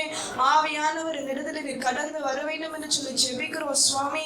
இந்த முழு நேரத்தை நாங்கள் உம்முடைய கரத்தில் ஒப்பு கொடுக்கிறோம் தகப்பனே. உங்களுடைய பிரசன்னம் இறங்கி வருவதாக இந்த இடத்தை அதை மகிமையாய் நிரப்பட்டும் சுவாமி. ஏசப்பா, இந்த இடத்துல வருகிற ஒவ்வொரு வார்த்தைகளும் ஆண்டவரே இந்த மக்களுக்கும் இந்த சபைக்கும் ஆசீர்வாதமாய் இருக்க தகப்பன் உதவி செய்வீராக. மகனை எடுத்து நீர் பயன்படுத்துவீராக தகப்பனே. உங்களுடைய வேதத்தின் வார்த்தைகள் ஆண்டவரே மக்களுக்கு கடந்து வர தகப்பன் உதவி செய்வீராக. ஆரம்பம் முதல் முடிவு வரை உங்களுடைய பிரசன்னம் கூட இருக்கட்டும் தகப்பனே. இயேசுவின் நாமத்தில் வேண்டிக் கொள்ளும் நல்ல பிதாவே, ஆமென். Thank you sister. நேற்று நம்ம எதை பத்தி பார்த்தோம்? நேற்று என்ன செய்தியை பார்த்தோம்? யூதாஸ். நல்லா இருந்ததா தேவ வார்த்தைகள்? பிரயோஜனமா இருந்ததா? இன்னைக்கு எனக்கு 3 ஃபோன் வந்துச்சு. ஒரு சகோதரர் 2 சகோதரிக்கு பேசி, ஐயா யூதாஸின் குணங்கள் என்னிடத்தில் இருந்தது, நான் ஒப்பு கொடுத்தேன் என்று சொன்னார்கள். இதுதான் தேவை. கவனிங்க, ஒரு ஆமென் சொல்லுங்க. யூதாஸின் குணங்கள் எனக்குள் இருந்தது, நான் ஒப்பு கொடுத்தேன்னு சொன்னாங்க. அந்த சகோதரரையும் சகோதரிகளையும் நான் பாராட்டுகிறேன். வசனங்கள் வரும்போது அதை கேட்டு நம்முடைய வாழ்க்கையோட ஒப்பிட்டு பார்த்து கர்த்தர் பேசும் அந்த காரியங்கள் என்ன பண்ணிடணும்? விட்டுறணும். அதுக்கு தான் இந்த கூட்டங்கள், உபவாச கூட்டங்கள். எதற்கு? நம்மை மாற்றுவதற்கு, நம்முடைய தீய குணங்கள் இருந்து மாற்றி சுவாபங்கள் மாறி ஆண்டவரை போல மாறி ஆண்டவருடைய கிட்டி சேர்வதற்கு. ஆமென் சொல்லுங்க. 7 நாள் மீட்டிங் நடத்தி ரிசல்ட் என்னன்னு கேட்டா ஒண்ணுமே இல்லை, மாற்றமே இல்லைன்னா பிரயோஜனமா? நீங்க வந்ததுலயும் பிரயோஜனம் இல்லை, பணங்களை செலவு பண்ணி கூட்டம் நடத்துவதும் பிரயோஜனம் இல்லை, நீங்க தியாகம் பண்ணி வேலையெல்லாம் விட்டு வந்ததும் பிரயோஜனம் இல்லாம போயிடும். அதனால வசதியா கவனிக்க, நல்ல பிரதர் மூலமா கொடுக்குற சத்தியங்களை நல்லா ஆர்வமா கவனிங்க. எழுந்து போகாதீங்க, பேசாதீங்க, ஆர்வமா நல்ல உன்னிப்பா கவனிங்க. பிள்ளைங்களுக்கு குறிப்பா சொல்றேன், உன்னிப்பா கவனிங்க. சரியா? கர்த்தர் நம்மோடு கூட பேசுவார். பிரதர் ஜான் சாரி அவர். அல்லேலூயா. ஆமென். கர்த்தர் நாம மகிமைப்படுவாராக. கர்த்தருடைய வார்த்தையை பகிர்ந்து கொடுக்க வாய்ப்பு அளித்த ஆண்டவருக்கு நான் நன்றி செலுத்திக் கொள்கிறேன்.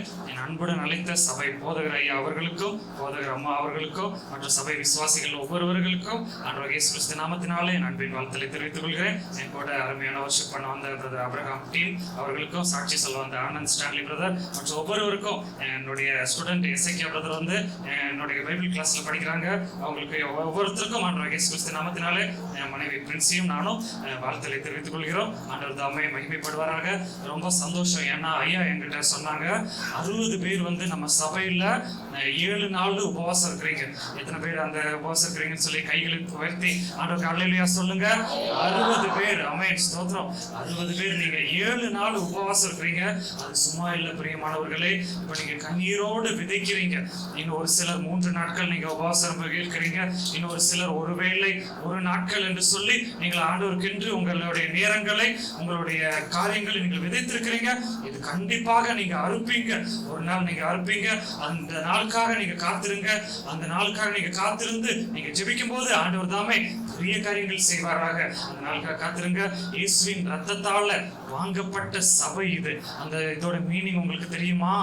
இயேசுவின் ரத்தத்தால வாங்கப்பட்ட சபை, அதோடைய மீனிங் அர்த்தம் முதல்ல தெரிஞ்சிச்சுன்னா நம்ம எவ்வளவு பாக்கியவான்கள் என்று சொல்லி நமக்கு தெரியும். நான் ஒரு நல்ல சாட்சியை கேட்டேன். இப்போ அந்த பிரதர் நான் மீட் பண்ணது போல பிரதர் அருமையான சாட்சி சொன்னாங்க. அதே போல நான் இந்த ஒரு ஸ்தாபனத்தில் ஊழியத்தில் இருக்கிறதுனால நான் அநேகரை சந்திப்பேன். அநேகரை சந்திக்கும் போது நான் கேட்பேன், பிரதர் எப்படி ரட்சிக்கப்பட்டீங்க, சிஸ்டர் எப்படி ரட்சிக்கப்பட்டீங்க அப்படின்னு சொல்லி நான் கேட்கும் போது அநேக சாட்சிகள் எனக்கு வரும். அப்போ பிரதர் சொன்ன சாட்சியை போலவே ஒரு பிரதர் இன்னும் எனக்கு ஒரு சாட்சி சொன்னாரு. அது எனக்கு ஞாபகம் வந்தது. நான் அதை பகிர்ந்து கொள்ள விரும்புகிறேன். அப்போ அவங்க வீட்டுக்கு நாங்கள் போயிருக்கிறேன். வீட்டுக்கு போய் நான் வீடு சந்திப்புக்கு போயிருக்கிறேன்.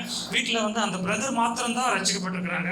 மற்றவர்கள் வந்து இன்னும் அந்த பழைய மார்க்கத்தில் இருக்கிறாங்க. அப்புறம் அந்த பிரதர் கிட்ட கேட்கும்போது அந்த பிரதர் சொன்ன சாட்சி என்னன்னா, பீச் வழியா அவர்கள் கடந்து சென்றாங்களாமா.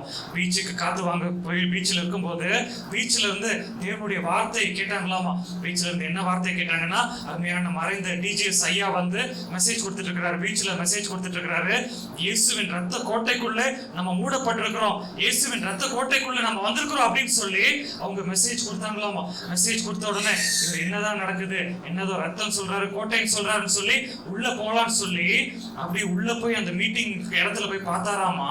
பார்க்கும்போது இவர் அப்படியே ஒரு தரிசனம் பார்க்கிறாராம். பிரியமானவர்களே, இவர் வந்து ஒரு இந்து சகோதரர். அவருக்கு பைபிள்லாம் என்னன்னு தெரியாது, வேற எதுவுமே தெரியாது. ஆனா உள்ள போகும்போது அவர் தரிசனம் பார்க்கிறாராமா. அப்படியே அந்த மைதானம் வந்து அந்த மீட்டிங் நடக்கிற இடம் வந்து இயேசுவின் ரத்த கோட்டையால் மூடப்பட்டிருக்குதாமா. அந்த மைதானத்தை சுற்றிலும் ரத்த கோட்டை இருக்குதாமா. நடுவுல எல்லாரும் நின்று இருக்கிறாங்களாமா. அப்படின்னு இவர் ஆவிக்குரிய கண்கள் திறக்கப்பட்டு அவர் தரிசனம் பார்க்கிறாரு. அவருக்கு பைபிள்னா என்னன்னு தெரியாது, இயேசுனா யாருன்னு தெரியாது. ஆனா அவருக்கு ஆண்டவர் ஆவிக்குரிய கண்களை திறந்தாரு. அதுக்கப்புறம் அப்படியே அவர் நின்று கொண்டிருக்கும் போது அப்ப வந்து அவருடைய ஷோல்டர் வந்து பெயினா இருக்குமாமா. பக்கவாத நோயினால் பாதிக்கப்பட்டு அவர் கையை தூக்க முடியாதாமா. தூக்க முடியாம அப்படியே நின்றுட்டு இருந்தாராமா. நின்றுட்டு இருக்கும்போது அவர் இன்னொரு தரிசனம் பார்க்கிறாரு. இயேசு வந்து அப்படியே அங்கிருந்து இறங்கி வராராமா. மேடையில இருந்து இறங்கி வந்து இவர் அப்படியே பார்த்துட்டே இருக்கிறாராமா. இயேசு இவருக்கு அடையாளம் தெரியலையாமா. ஏன்னா படத்துல பாக்குற இயேசு வந்து அப்படியே ஒல்லியா, அவர் பரிதாபமா அப்படியே பார்த்து, இப்போ நேர்ல வர்ற இயேசு வந்து அப்படியே வாட்ட சாட்டமா இருக்கிறாராமா. அவ்வளவு கம்பீரமா இருக்கிறாராமா. அவ்வளவு வந்து அவர் பார்க்கறதுக்கு அழகா இருக்கிறாராமா. இவருக்கு அடையாளம் பார்க்க தெரியல. ஆனா அதுக்கப்புறம் தான் புரிஞ்சுக்கிட்டாராமா, இயேசு வராருன்னு சொல்லி புரிஞ்சுக்கிட்டாராமா. அப்படியே வந்து இவருடைய கையை தொட்டாராமா. கையை தொட்டு அன்றைய நாள்ல இருந்து அவர் கைய எந்த பெயினும் இல்ல. இன்னைக்கு அவர் சாட்சியா இருக்கிறாரு. அப்ப ஆண்டவரால முடியாத எதுவும் இல்ல. பிரியமானவர்களே, நம்ம முதல்ல புரிந்து கொள்ள வேண்டும், நம்ம சபையோடைய வேல்யூ என்ன. இயேசுவின் ரத்தத்தால் மீட்கப்பட்ட சபைனா அந்த இயேசுவின் ரத்தம்னா என்ன, அதை நம்ம புரிந்து கொள்ள வேண்டும். இன்னைக்கு நம்ம ஒரு 1/2 மணி நேரம் தியானிக்க போகிறோம். இயேசுவின் ரத்தம்னா என்ன, இயேசுவின் ரத்தத்தால் மீட்கப்பட்ட சபைனா என்ன, அதை குறித்து ஒரு 1/2 மணி நேரம் தியானிக்க போகிறோம். ஆண்டவர் தாமே மகிமைப்படுவாராக. தொடர்ந்து நீங்க ஃபாஸ்டிங்கோட இருக்கிறீங்க. நீங்க ஃபாஸ்டிங்கோட இருக்கிற நீங்க உங்க கண்கள் திறக்கப்படணும். கண்கள் திறக்கப்பட்டு நீங்கள் இந்த ரத்த கோட்டையை ஃபீல் பண்ணணும். இயேசுவின் ரத்தத்தால் வாங்கப்பட்ட சபைன்னு சொல்லி நம்ம வாயில பேசி கொண்டிருக்காம நம்ம கண்கள் காட்சி காணணும். ரத்த கோட்டையெல்லாம் நிறைந்திருக்கிறத நம்ம பார்க்கணும். இங்க வந்து நம்ம விளையாண்டுட்டு இருக்க கூடாது. இது நம்ம சீரியஸான டைம், நம்ம மெசேஜ் டைம். நம்ம ஆண்டவருடைய வார்த்தைகளை கேட்டுக்கொண்டிருக்கிறோம். நம்ம சின்ன பிள்ளைங்களா இருந்தாலும் சரி, நம்ம காட்சிகள் பார்க்க வேண்டும். அதை நோக்கி நம்ம போக வேண்டும். அதை நோக்கி போகும்போது எவ்வளவு சந்தோஷம் பாருங்க. அப்ப நம்ம பாத்தீங்களா, அந்த பிரதர் சொன்னது போல இயேசு வந்து ரொம்ப அழகுள்ளவர். அவர் வந்து தச்சர். அவர் வந்து பழுதொன்றும் இல்லை. நான் பைபிள்ல படிக்கும் போது பழுதில்லாத ஆட்டுக்குட்டி. அப்ப நம்ம இயேசுனா நமக்கு பிக்சர் என்ன வரும்னா, அவர் சிலுவையில வந்து அரை நிர்வாணமா அப்படி ஆடை இல்லாம தொங்குற, ஐயோ அவராலேயே காப்பாற்ற முடியலையே, அவரை நம்மளை எப்படி காப்பாற்றுவாருன்னு சொல்லிதான் நமக்கு ஒரு பிக்சர் வரும். அது ஒரு பாட்டு கரெக்ட். ஆனா இயேசு வந்து தானியேல் வந்து இயேசுவை தரிசனமா பார்க்கிறாரு. இந்த மனுஷகுமாரனை பார்க்கிறாரு. மனுஷகுமாரனை தரிசனமா பார்க்கும்போது தானியேல் பைபிள் எழுதி வச்சிருக்கிறாரு, அவரை நான் பார்க்கும்போது நான் செத்தவனை போல் விழுந்தேன். அவரை பார்க்கும்போது செத்தவனை போல் விழுந்துட்டாராமா. நம்ம கண்கள் திறக்கப்படணும். நம்ம கண்கள் திறக்கப்பட்டுச்சுன்னா நமக்கு அது வேல்யூ தெரியும் பிரியமானவர்களே. அப்ப நீங்க 7 நாள் ஃபாஸ்டிங் இருக்கிறீங்க, நீங்க கேளுங்க, ஆண்டவரே இயேசுவின் ரத்தத்தால் வாங்கப்பட்ட சபையில நாங்க இருக்கிறோமே, ஒரு விஷயாவது உங்களை பார்க்கணும், ஒரு விஷயாவது உங்களை நாங்க தரிசிக்கணும், ஒரு விஷயாவது உங்க ரத்தத்தை நாங்க பார்க்கணும். எங்க பிஷப் தேவதாஸ் ஐயாலாம் குஜராத்ல அவ்வளவு ஊழியம் செய்யறாருன்னா, அவர் சொன்ன சாட்சி, அவர் பைபிள்ல டைரக்டா இயேசுவோட ரத்தம் விழுதுப்பட்டிருக்கு, இன்னும் அந்த பைபிள் வச்சிருக்கிறாரு. ஜீசஸோட ரத்தத்தை டைரக்டா அவர் பைபிள்ல அவர் விழுந்த சாட்சிய அவர் எங்ககிட்ட சொல்லியிருக்காரு, அந்த பைபிள் எங்ககிட்ட காட்டியிருக்கிறாரு. அப்போ வல்லமையா ஊழியம் செய்யணும்னா நம்ம சும்மா செய்ய முடியாது பிரியமானவர்களே, நம்ம அந்த காட்சியை பார்க்க வேண்டும். நீங்க ஜெபித்துட்டே இருங்க, இந்த மெசேஜ் முடியறதுக்குள்ளாக நாமும் அந்த காட்சியை பார்க்க வேண்டும், நாமும் இந்த ரத்த கோட்டைக்குள்ள நுழைய வேண்டும், நாமும் அதை பார்த்து நமக்கும் வியாதிகள் நீங்கும், நாமும் பெரிய ஊழியம் செய்வோம். நம்ம வெளியே போய் தேவனுக்காக நாம மகிமைக்கென்று நம்ம பெரிய ஊழியத்தை செய்ய போகிறோம். ஆண்டவர் தாமே மகிமைப்படுவாராக. தொடர்ந்து நீங்க ஜெபித்துக் கொண்டிருங்க. நீங்க ஷாலோம் ஊழியங்களுக்காக நீங்க பிரேயர் பண்ணிட்டு இருக்கீங்க. இன்னும் எனக்கு சந்தோஷமா இருக்கு, ஒரு 3 வருஷத்துக்கு முன்னாடி இந்த சபைக்குள்ள 8 மிஷனரி ஃபேமிலி வந்திருந்தாங்க. எங்க பிஷப் ஐயா வந்திருந்தாங்க, அருள்தாஸ் பாஸ்டர் வந்திருந்தாங்க, வின்ஃப்ரெட் பாஸ்டர் வந்திருந்தாங்க, நாங்களும் வந்திருந்தோம். 8 மிஷனரிங்க உட்கார முடியாம அப்படியே அங்கங்க உட்கார 3 இடத்துல உட்கார வச்சிருந்தீங்க, வெளியும் நீங்க உட்கார்ந்து இருந்தீங்க. அந்த மகிமை என்ன மகிமை பாருங்க. அந்த மகிமை அது மாத்திரமல்ல, 3 வருஷமாக உங்கள் சக்திக்கு மிஞ்சி நீங்க தாங்கி கொண்டு இருக்கிறீங்க. நீங்க 200 ரூபாய் கொடுக்குறீங்க, 100 ரூபாய் கொடுக்குறீங்க, 1000 ரூபாய் 500 ரூபாய் என்று கொடுக்குறீங்க. நீங்க போக கொடுக்கறது மீதிய ஐயா அவங்க பாக்கெட்ல இருந்து போட்டு, அவங்க டாக்டரோட சேலரியில இருந்து போட்டு இந்த மிஷனரி ஊழியத்தை நீங்க தாங்கி வர்றீங்க. விசேஷமாக லாக்டவுன்லயும் எனக்கு ரொம்ப சந்தோஷமா இருந்துச்சு பிரியமானவர்களே. இந்த லாக்டவுன்ல உங்களுக்கு வேலை இல்லை என்றாலும் அதற்கு உங்கள் சக்திக்கு மிஞ்சி நீங்க இந்த மிஷனரி ஊழியத்தை நீங்க தாங்குனீங்க. இந்த மிஷனரி ஊழியத்தை தாங்குறதுனால 8 மிஷனரி இந்த சபையிலிருந்து நீங்க தாங்கி கொண்டிருக்கிறீங்க. ஆண்டவர் தாமே மகிமைப்படுவாராக. அது 1 வருஷம் இல்ல, 2 வருஷம் இல்ல, 3 வருஷம் நீங்க விதைத்திருக்கிறீங்க. இயேசுனா யாருன்னு கேள்விப்படாத அந்த மக்களுக்கு நீங்க விதைத்திருக்கிறீங்க. நீங்க விதைத்த விதைகள் ஒரு நாளும் வீணாய் போகாது பிரியமானவர்களே. நீங்கள் அதை விசுவாசத்தோடு அதை அறுக்க காத்திருங்கள் பிரியமானவர்களே. விதைத்தவன் உறங்கினாலும் விதைகள் உறங்குவதில்லை. மறுபடியும் அந்த பழமொழி சொல்றேன், விதைத்தவன் உறங்கினாலும் விதைகள் உறங்குவதில்லை. இப்போ இந்த சபையில இருந்து நான் ப்ரீச் பண்றேன்னா எனக்கு சண்டே கிளாஸ் எடுத்த டீச்சர்ஸை நான் யோசிச்சு பார்க்குறேன். எனக்கு ஞாபகம் வருது, எனக்கு சண்டே கிளாஸ் ஒரு சிஸ்டர் எடுத்தாங்க, ஒரு பாஸ்டர் பொண்ணு எடுத்தாங்க, அவங்க பேர் சுகந்தி. அவங்க எனக்கு சண்டே கிளாஸ் எடுத்தாங்க. சண்டே கிளாஸ் எடுத்து விட்டு மிஷனரியா அஸ்ஸாமுக்கு போய் ஊழியம் செஞ்சாங்க. அஸ்ஸாம்ல எல்லாம் தண்ணி செட் ஆகாது, அஸ்ஸாம்ல மலேரியா போன்ற ஜுரம் வந்து அவர்கள் பிரெயின் அஃபெக்ட் ஆகி அவர்கள் மரித்து போய்விட்டாங்க. ரத்த சாட்சியாக தேவனுக்கென்று மரித்து போய்விட்டாங்க. ஆனா அவர்கள் விதைத்தவன் உறங்கினாலும் விதைகள் உறங்குவதில்லை. அவங்க எனக்கு விதைத்தாங்க, அவங்க உறங்கி போயிட்டாங்க. ஆனா அந்த விதை இன்னைக்கு உறங்குவதில்லை. இன்னைக்கு இந்த விதை மூலமாக ஆண்டவருடைய கிருபையினால 100 பேரை உருவாக்கி கொண்டிருக்க ஆண்டவர் கிருபை செய்திருக்கிறாரு. இன்னும் அநேகரை உருவாக்க ஆண்டவர் கிருபை செய்கிறாரு. சோ நீங்க இப்போ அந்த உங்க ரோல் என்னன்னா, நீங்க மிஷனரி விதை விதைக்கிறீங்க. உங்களால் முடிந்த 100 ரூபாய் விதைக்கிறீங்க, 200 ரூபாய் 500 ரூபாய் விதைக்கிறீங்க, 1000 ரூபாய் இல்லைன்னா உங்களால உங்களுக்கு நீங்கள் விதைக்கிறீங்க. இந்த ஊழியத்துக்கு மாத்திரமல்ல, இன்னும் அநேக ஊழியத்துக்கு விதைக்கிறீங்க. ஒரு நாள் நீங்கள் உறங்கி போவீர்கள். ஆனால் நீங்கள் உறங்கி போனாலும் நீங்கள் விதைகள் உறங்காது. விதைகள் உங்களுக்கு பின்னாடி வரும், பரலோக ராஜ்யத்திலே உங்களை நோக்கி வரும். அதுக்காக ஆண்டவர் நடத்துவாராக, வழி நடத்துவாராக. நீங்க தொடர்ந்து விதைங்க. உங்க சக்திக்கு மிஞ்சி விதைக்கிறீங்க தெரியும், இன்னும் விதைங்க. இயேசுவின் வருகை வர விதைங்க. இயேசுவின் 2ஆம் வருகை வர விதைக்கும் போது அவருடைய வருகையில நம்ம கடந்து செல்ல முடியும். ஆண்டவர் தாமே உங்களை வழி நடத்துவாராக. தொடர்ந்து இன்னைக்கு நம்ம காட்சிக்கு வரப்போகிறோம். அப்ப நம்ம சிலுவை காட்சியை நம்ம கற்பனை பண்ணி பார்க்க வேண்டும். நமது ஆவி, ஆத்மா, சரீரம் நம்ம சிலுவை காட்சிக்குள்ள நேராக வர வேண்டும். நம்ம இங்க வீட்டுல சமையல்ல நம்ம பால் காய்ச்சோமோ இல்லையோ, கேஸ் ஆஃப் பண்ணோமோ இல்லையோ, அந்த சிந்தனை இருக்கக்கூடாது. ஆட்டோ லாக் பண்ணோமோ இல்லையோ, பைக்கை சைட் லாக் பண்ணோமோ இல்லையோ, அந்த சிந்தனை இருக்கக்கூடாது. நம்ம சிந்தனை முழுவதும் எதுல இருக்கணும்? நம்ம இயேசுவின் சிலுவையில இருக்கணும். இப்பதான் நான் ஒரு சிலருக்கு ஞாபகப்படுத்திட்டு, இப்பதான் நீங்க நினைக்கிறீங்க ஓகே அதெல்லாம் ஒரு மணி நேரம் வைத்துக் கொள்ளுங்க, கேஸ் ஆஃப் பண்ணலனாலும் பரவாயில்ல, ஆண்டவர் ஆஃப் பண்ணிடுவாரு, எந்த ஒரு அசம்பாவிதமும் நடக்காம ஆண்டவர் பாதுகாத்துக் கொள்ளுவாரு. சரி, இப்ப நீங்க கொஞ்சம் கவனமா இருங்க, ஆண்டவர் தாமே வழி நடத்துவாரு. அப்ப நம்ம சிலுவை காட்சி நகராக நம்ம போவோம். போவோம். யோசிச்சு பாருங்க, இயேசு நமக்காக சிலுவை சுமந்தாரு. இயேசு யார் என்று சொல்லி நம்ம முடிவு நமக்கு தெரியணும். இயேசு யார் என்று சொல்லி நமக்கு தெரிஞ்சாதான் அவர் சிலுவை எப்படிப்பட்டது என்று சொல்லி நமக்கு தெரியும். ஓகே, இப்ப நான் வந்து ஆண்டோட கிருபையினால இப்ப நம்ம மெசேஜ் கொடுக்க போகிறோம். அதுக்கு முன்னாடி இந்த லாக்டவுன், போன வருஷம் லாக்டவுன்ல பாருங்க, ஒரு சிலருக்கு வேலை போய்விட்டது, ஒரு சிலருக்கு ஊழியம் செய்ய முடியவில்லை. லாக்டவுன்ல ஒரு சிலர் இப்படி கஷ்டப்பட்டாங்க. ஆனாலும் உண்மையாக ஜெபிக்கிறவர்களுக்கு இந்த லாக்டவுன் வந்து ஒரு ஆசீர்வாதமா இருந்தது. நான் அதை ஃபீல் பண்ணேன். எத்தனை பேர் நீங்க ஃபீல் பண்ணீங்கன்னு தெரியல, ஆனா நான் ஃபீல் பண்ணேன். ஆண்டவருடைய கிருபையினால லாக்டவுன் டைம்ல எங்க தெருவை அடைச்சு விட்டாங்க. நாங்க அயனாவரம் மேட்டு தெருவில் இருக்கிறோம். எங்க தெருவை அடைத்து விட்டார்கள். வெளியே போக முடியல, உள்ள வர முடியல. எனக்கு ஆரம்பத்துல ரொம்ப கஷ்டமா இருந்துச்சு. வெளியே போய் ஊழியம் பண்ண முடியல, சபைகளை சந்திக்க முடியல, வீடுகளை சந்திக்க முடியல, யாரையும் சந்திக்க முடியல. ஆண்டவரே ரொம்ப கஷ்டமா இருக்குன்னு சொல்லி நான் ஃபீல் பண்ணிட்டு இருந்தேன்.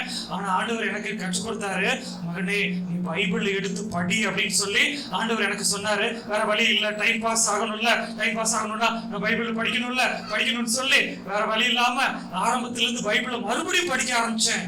படிக்க ஆரம்பிக்கும் போது தினந்தோறும் ஜபத்திலையும் வேத வாசிப்பிலையும் அந்த லாக்டவுன் ஆரம்ப காலங்கள்ல 4 மணி நேரம் செலவிட்டேன். 4 மணி நேரம் செலவிடும் போது அதற்கு ஏற்ற பிரதிபலனை ஆண்டவர் தந்தாரு. நீங்க இதை அப்ப ஃபீல் பண்ணுவீங்க. இப்ப நீங்க ஃபீல் பண்ண போறீங்க. 2 வருஷம் முன்னாடி 3 வருஷம் முன்னாடி இந்த சர்ச்சில் வந்து நான் பேசினதுக்கும் இன்னைக்கு பேசினதுக்கும் வித்தியாசத்தை நீங்க பார்ப்பீங்க. அதுக்கு காரணம் என்னன்னா, லாக்டவுன்ல 4 மணி நேரம் ஆண்டவர் உட்கார வைத்து உருவாக்குனாரு. அந்த உருவாக்குனதோட வித்தியாசத்தை இன்றைக்கு நீங்க பார்க்க போகிறீங்க. 4 மணி நேரம் பைபிள் வாசிக்கும் போது ஆண்டவர் வந்து எனக்கு தரிசனம் தந்தாரு. என்னுடைய தரிசனம் என்னன்னா, அப்படியே தரிசனம் பார்த்துட்டு இருக்கிறேன். என்னுடைய வலையில வந்து மீன் வந்து விழுது. அந்த மீன் விழும்போது மீனுக்கு நான் வந்து சாப்பாடு கொடுக்குறேன். என்னோட வலையில வந்து மீன் விழுது, மீனுக்கு நான் சாப்பாடு கொடுக்குறேன். அந்த சாப்பாடை சாப்பிட்டு மீன் பெரிய மீனாக திமிங்கலமாக மாறுகிறது. பெரிய மீனாக திமிங்கலமா மாறும்போது அந்த திமிங்கலம் போய் குட்டி போடுது. இதே போல ஒரு தரிசனத்தை ஆண்டவர் எனக்கு கொடுத்தாரு லாக்டவுன் டைம்ல 4 மணி நேரம் ஜெபிக்கும் போது. அப்ப எனக்கு அதோட மீனிங் தெரியல. அப்ப நான் மீனிங் தெரியாம நான் உட்கார்ந்து இருந்தேன். ஆண்டவரே இப்படி தரிசனம் தந்திருக்கிறீரே, ஆனா இதோட அர்த்தம் என்னன்னு சொல்லி தெரியாம இருக்கும்போது ஒரு மிஷனரி ஊழியத்தை தாங்குகிற ஒரு சிஸ்டர் வந்து எனக்கு கால் பண்ணாங்க. கால் பண்ணி அவங்க சொன்னாங்க, பிரதர் சர்ச் எல்லாம் பூட்டிட்டாங்க பிரதர். அவங்க சிஎஸ்ஐ சபை சார்ந்தவங்க. சர்ச் எல்லாம் பூட்டிட்டாங்க பிரதர், பைபிள் வசனம் எல்லாம் மறந்து போற மாதிரி இருக்கு பிரதர், எங்களுக்கு கொஞ்சம் பைபிள் வசனம் சொல்லி கொடுங்க அப்படின்னு சொல்லி அவங்க போன் பண்ணி எனக்கு சொன்னாங்க. ஓகேன்னு சொல்லி போன்ல நான் வந்து பைபிள் வசனம் டீச் பண்ண ஆரம்பிச்சேன். அன்னைக்கு ஒரு 1/2 மணி நேரம் பைபிள் வசனம்னா என்ன அப்படின்னு சொல்லி அவங்களுக்கு விளக்கி நான் சொல்ல ஆரம்பித்தேன். 2வது நாள் அவங்க வந்து ரொம்ப நல்லா இருந்துச்சு பிரதர்னு சொல்லி அவங்களுடைய சகோதரியை கூட்டிட்டு வந்தாங்க. 3வது நாள் அவங்களுடைய கசின் சிஸ்டர்ஸை கூட்டிட்டு வந்தாங்க.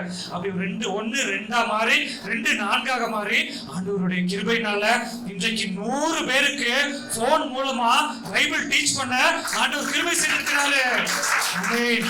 பாருங்க, ஆண்டவர் கொடுத்த தரிசனத்தின்படி மீனுனா என்னன்னா, மீன் வந்து விசுவாசிய என்னுடைய வலையில ஊழியம் என்று வலையில ஆண்டவர் அனுப்புறாரு. விசுவாசிகளுக்கு நான் என்ன பண்ணேன், நான் வந்து சாப்பாடு கொடுத்தேன். சாப்பாடுனா என்ன, பைபிள் வேத வசனம். வேத வசனத்தை விசுவாசிகள் சாப்பிட்டு விசுவாசிகள் பெரிய மீனாக திமிங்கலமாக மாறுறாங்க. திமிங்கலமா மாறி திமிங்கலம் வந்து குட்டி போடுறாங்க. குட்டி போடுறதுன்னா என்ன அர்த்தம், ஆத்தும ஆதாயம் செய்யறாங்க. ஆத்தும ஆதாயம் செய்யற தரிசனத்தை ஆண்டவர் காட்டுறாரு. அதே போல ஏறக்குறைய 100 பேருக்கு இன்னைக்கு டீச் பண்ணிட்டு இருக்கிறேன். அதுல ஒரு திமிங்கலமாக தான் மாறுகிறவர் தான் நம்ம முன்னாடி உட்கார்ந்து இருக்கிறாரு. யாருன்னு சொல்லி பார்ப்போம். ஆமென். உங்க எசேக்கியா வந்து ஆண்டவருடைய கிருபையினால இந்த வசனத்தை படித்துக் கொண்டிருக்கிறாரு. திமிங்கலமாய் மாறிக்கொண்டிருக்கிறாரு. இன்னும் கொஞ்ச நாட்கள்ல எசேக்கியா வெளியே போய் ஆத்து குட்டி போடுவாரு, ஆத்தும ஆதாயம் செய்வாரு. செய்து இந்த சபைகளுக்கு அநேக ஆத்துமாக்களை எசேக்கியா கொண்டு வருவாரு. அதனால இன்னும் ஆண்டவருக்கு இந்த ஊழியத்துக்காக நீங்க ஜெபித்துக் கொள்ளுங்க. இப்ப நம்ம இயேசுவின் ரத்தத்தால நம்ம தியானிக்க போகிறோம். நான் உங்களுக்கு ஒரு கேள்வி கேட்க விரும்புகிறேன். நான் வெளியே ட்ரெயின்ல போகும்போது, பஸ்ல போகும்போது சில பேர்கிட்ட நான் பேச்சு கொடுப்பேன். சில பேர் நான் பேச்சு கொடுக்கும்போது நீங்க என்ன பண்றீங்கன்னு கேட்பாங்க. நான் சொல்லுவேன், நான் வந்து கிறிஸ்டியன் மினிஸ்ட்ரியில இருக்கிறேன், கிறிஸ்தவ ஸ்தாபனத்துல இருக்கிறேன்னு சொல்லுவேன். உடனே அவங்க பேச்சு கொடுப்பாங்க. பேச்சு கொடுக்கும்போது கேட்பாங்க, ஐயா உங்க கடவுள் வந்து 2000 வருஷம் தானே ஆச்சு பிரதர், உங்க கடவுள் வந்து 2000 வருஷம் தானே ஆச்சு, எங்க கடவுள் அதுக்கு முன்னாடியே இருக்கிறாங்க, இயேசு வந்து 2000 வருஷம் தானே ஆச்சு அப்படின்னு சொல்லி என்கிட்ட பேச்சு கொடுப்பாங்க. அவர்களுக்கு நான் பதில் சொல்லுவேன். யாராவது உங்ககிட்ட சொல்றாங்கன்னு வைங்க, இயேசு வந்து 2000 வருஷம் தானே ஆச்சு, அதுக்கு முன்னாடி என்ன இருந்தது, அதுக்கு முன்னாடி என்ன இருந்தது அப்படின்னு சொன்னா நீங்க என்ன பதில் சொல்லுவீங்க? ஒரு வார்த்தையா இருந்தார் பிரதர், ஒரு பதில் சொல்றாங்க. வேற நீங்க என்ன சொல்லுவீங்க? அவர் பிதாவாக தேவனா இருந்தாரு, பிற்பாடு வார்த்தையா இருந்தாரு. ஓகே, அப்படி நீங்க பதில் சொல்லுவீங்க. இன்னொன்னு நீங்க இந்த இது நீங்க கவனிச்சு கேட்டீங்கன்னா இதற்குரிய பதில் வந்து இன்றைக்கு மெசேஜ்ல இருக்கு. இதோட பதில் என்ன தெரியுமா? இயேசு வந்து சிலுவையில் அறைய ஆண்டவர் பிதாவாகிய ஆண்டவர் ஒப்பு கொடுத்தாரு. எப்போ ஒப்பு கொடுத்தாரு யாருக்காவது தெரியுமா? யூதாஸ் காட்டி கொடுத்த உடனே பிதா மேல இருந்து எழுதிட்டாரா? ஓகே, இவரை சிலுவையில் அரைஞ்சிடலாம், யூதாஸ் காட்டி கொடுத்துட்டாரு, கொடுத்த உடனே நம்ம எழுதிடலாம்னு சொல்லி அப்ப எழுதினாரா? இல்லைன்னா பழைய ஏற்பாட்டுல எழுதினாரா? பழைய ஏற்பாட்டுல எழுதினாரா? எப்ப எழுதினாரு? பழைய ஏற்பாட்டுல எப்ப எழுதினாரு? ஒருவேளை இந்த மத்தேயுக்கும் மல்கியாவுக்கும் இடையில ஒரு பேஜ் கேப் இருக்குல்ல, அதுல எழுதி வச்சிருப்பாரா? அப்ப எப்ப எழுதினாரு? ஆதியில எழுதிட்டாரா? ஓகே, எஸ்கே பிரதர் சொல்லுங்க, எப்ப எழுதினாரு? ஆமே, நல்லா கவனிங்க. நம்ம இதை புரிந்து கொள்ள வேண்டும் பிரியமானவர்களே. இயேசு எப்ப வந்து நமக்கு ஒப்பு கொடுக்கப்பட்டார்னா, வெளிப்படுத்தல் 12ஆம் அதிகாரம் 8ஆம் வசனம் வாசிங்க. வெளிப்படுத்தல் 13ஆம் அதிகாரம் 8ஆம் வசனம் வாசிங்க. வெளிப்படுத்தல்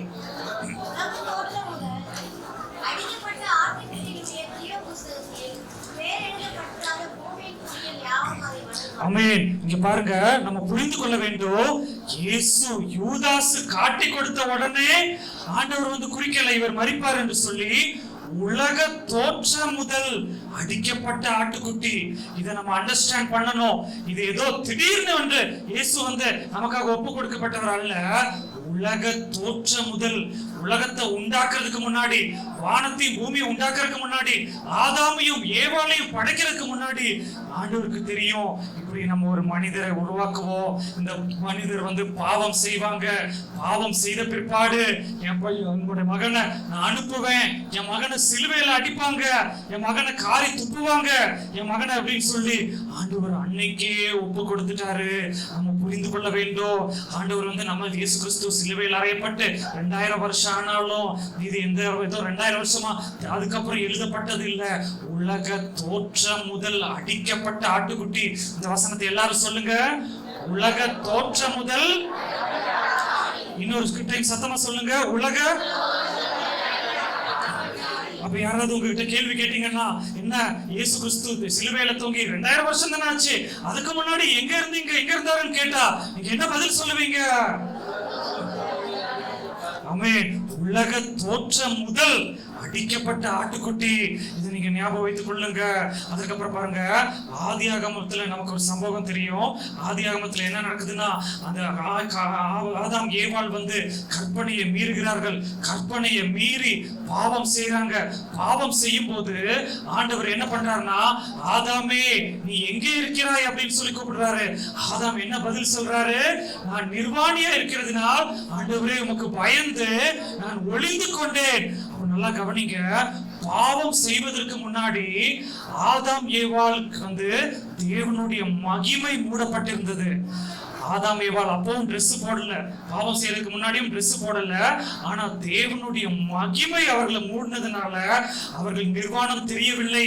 ஆனா எப்போ வந்து அந்த கனியை புசித்தார்களோ, கனியை புசித்த உடனே தேவ மகிமை எடுபட்டு போயிற்று. தேவ மகிமை எடுபட்டு போயிட்டு அவர்களுடைய நிர்வாணம் வெளியே தெரிகிறது. தெரியும்போது ஆண்டவர் கேட்கிறாரு, ஆதாமே எங்கே இருக்கிறாய் என்று கேட்கும்போது ஆதாம் சொல்றாரு, ஆண்டவரே நான் நிர்வாணியினால் பயந்து ஒளிந்து கொண்டேன். அப்ப ஆண்டவர் சொல்றாரு, உனக்கு நிர்வாணின்னு சொன்னது யாரு அப்படின்னு சொல்லி கேட்டு அந்த நிர்வாணத்தை மறைக்க அவங்க என்ன பண்ணாங்கன்னா, அத்தி இலையில ஆடை உடுத்தி தங்களை மூடிக்கொண்டார்கள். அத்தி இலை பாருங்க, மனுஷன் தப்பு செய்யறான். மனுஷன் தப்பு பண்ணும்போது அது மகிமை எடுபட்டு போயிடுச்சு. மகிமை எடுபட்டு போனதுனால அதை சரி பண்ணணும்னு சொல்லி அத்தி இலையை கொண்டு வந்து அதுல Dress செஞ்சு, ஷர்ட் செஞ்சு, அதுல சாரியை உடுத்தி, அதுல சாரி செஞ்சு, அதுல Dress செஞ்சு அப்படியே உடுத்தி கொள்றாங்க. அத்தி இலை என்ன ஆகும்? அத்தி இலை வந்து காத்தடிச்சா அது பறந்து போகும். அத்தி இலை வந்து இப்ப ஆதாம் வந்து ஏவாளுக்கு வான்னு சொல்லி ஏவாளை பிடிச்சு இழுத்தா என்ன ஆகும்? அத்தி இலை கிழிஞ்சு போயிடும். அது அவர்களுடைய நிர்வாணத்தை மறைக்க போதுமானதா இராது. அப்ப ஆண்டவர் என்ன பண்றாருன்னா, அந்த இடத்துல தேவன் என்ன பண்றாரு பாருங்க, வாசிங்க. நான் 3ஆம் அதிகாரம் 17ஆம் வசனம் வாசிங்க. 3ஆம் அதிகாரம் 21ஆம் வசனம் வாசிங்க.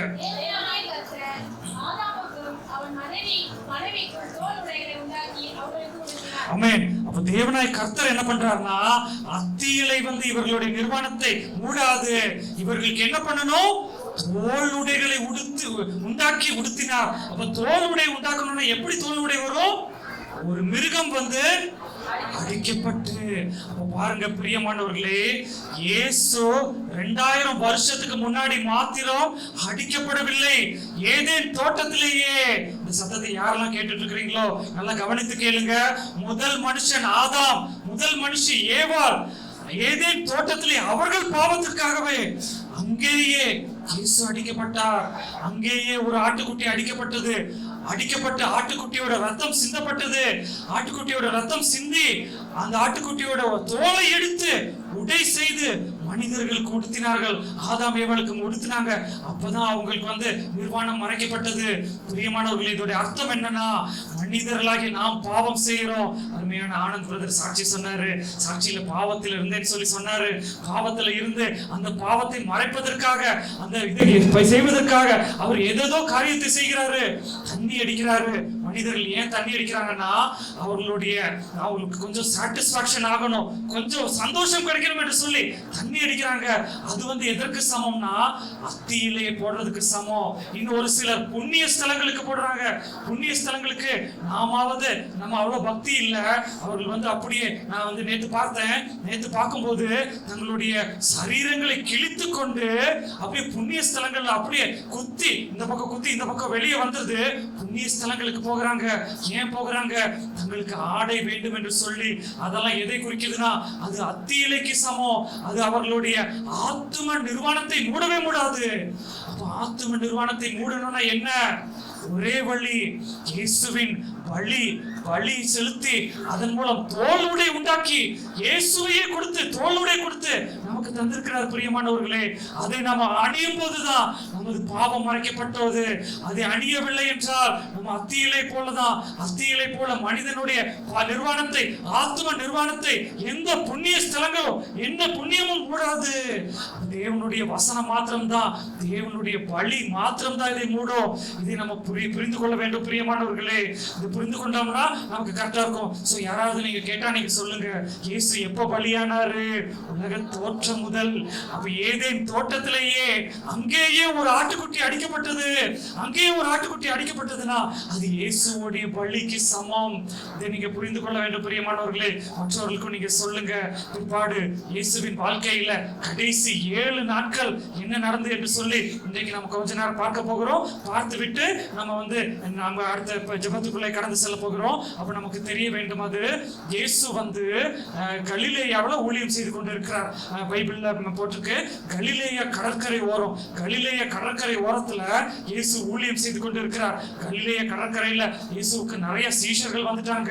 அவர் மெசேஜ் கொடுக்க போறாரு. 3000 பேர் அவரை பின்பற்றுறாங்க. 5000 பேர் பின்பற்றுறாங்க. இயேசு எங்க ராஜா அப்படின்னு சொல்லி ஜனங்கள் வந்து கலிலேயா கடற்கரையில அவரை வந்து தலையில தூக்கி வச்சு கொண்டாடுறாங்க. தூக்கி வைத்து கொண்டாடி அவரை வந்து ராஜாவாக வணங்குறாங்க. ஆனா இயேசுவுக்கு தெரியும், நம்மளுடைய ஊழியம் வந்து இந்த உலகத்துல அல்ல, நம்ம ஊழியம் வந்து சிலுவையில அறையப்பட வேண்டும் என்று சொல்லி இயேசுவுக்கு தெரியறதுனால இயேசு என்ன பண்றாருன்னா, கலிலேயாவை விட்டு கீழே யூதேயாவுக்கு வர்றாரு. நல்லா கவனிங்க. கலிலேயாவுல இயேசு ஊழியம் செஞ்சிருந்தாருன்னா கலிலேயாவுல இயேசு யாரும் அடிச்சிருக்கவே மாட்டாங்க. அவரை எல்லாருமே பாராட்டி இருப்பாங்க. அவர் பின்னாடி பழைய ஆத்துமாக்கள். ஆனா அதை விட்டு இயேசு என்ன பண்றாருன்னா கீழே யூதேயாவுக்கு வர்றாரு. யூதேயாவுக்கு வரும்போது யூதர்கள் என்ன பண்றாங்கன்னா, யூதர்கள் வந்து மெசேஜ் கொடுக்கிறாரு, நானே ஜீவ அப்பம், நானே மெய்யான திராட்சை கொடி, நானே ஜீவ அப்பம், என்னை புசிக்கிறவர்கள் நீங்க என்ன புசிங்க, என்னை வந்து என்னுடைய ரத்தத்தை குடிங்க அப்படின்னு சொன்ன உடனே யூதர்கள் பாக்குறாங்க, இவன் ஏதோ வேற ஏதோ தேவதூஷம் பேசுறான் அப்படின்னு சொல்லி யூதர்கள் கல்லுகளை எடுத்துக்கொள்றாங்க. கல்லுகளை எடுத்துக்கொண்டாலும் இயேசு வந்து மறுபடியும் அந்த இடத்துக்கு போறாரு. மறுபடியும் அந்த இடத்துக்கு போய் மறுபடியும் மெசேஜ் கொடுக்கிறாரு. வாசிங்க யோவான் சுவிசேஷம் 12ஆம் அதிகாரம் எடுங்க. யோவான் சுவிசேஷம் 12ஆம் அதிகாரம் 11ஆம் அதிகாரம் 1-2 வசனம் வாசிங்க. யோவான் சுவிசேஷம் 12ஆம் அதிகாரம் 1-2. 12ஆம் அதிகாரம் 1-2 வாசிங்க.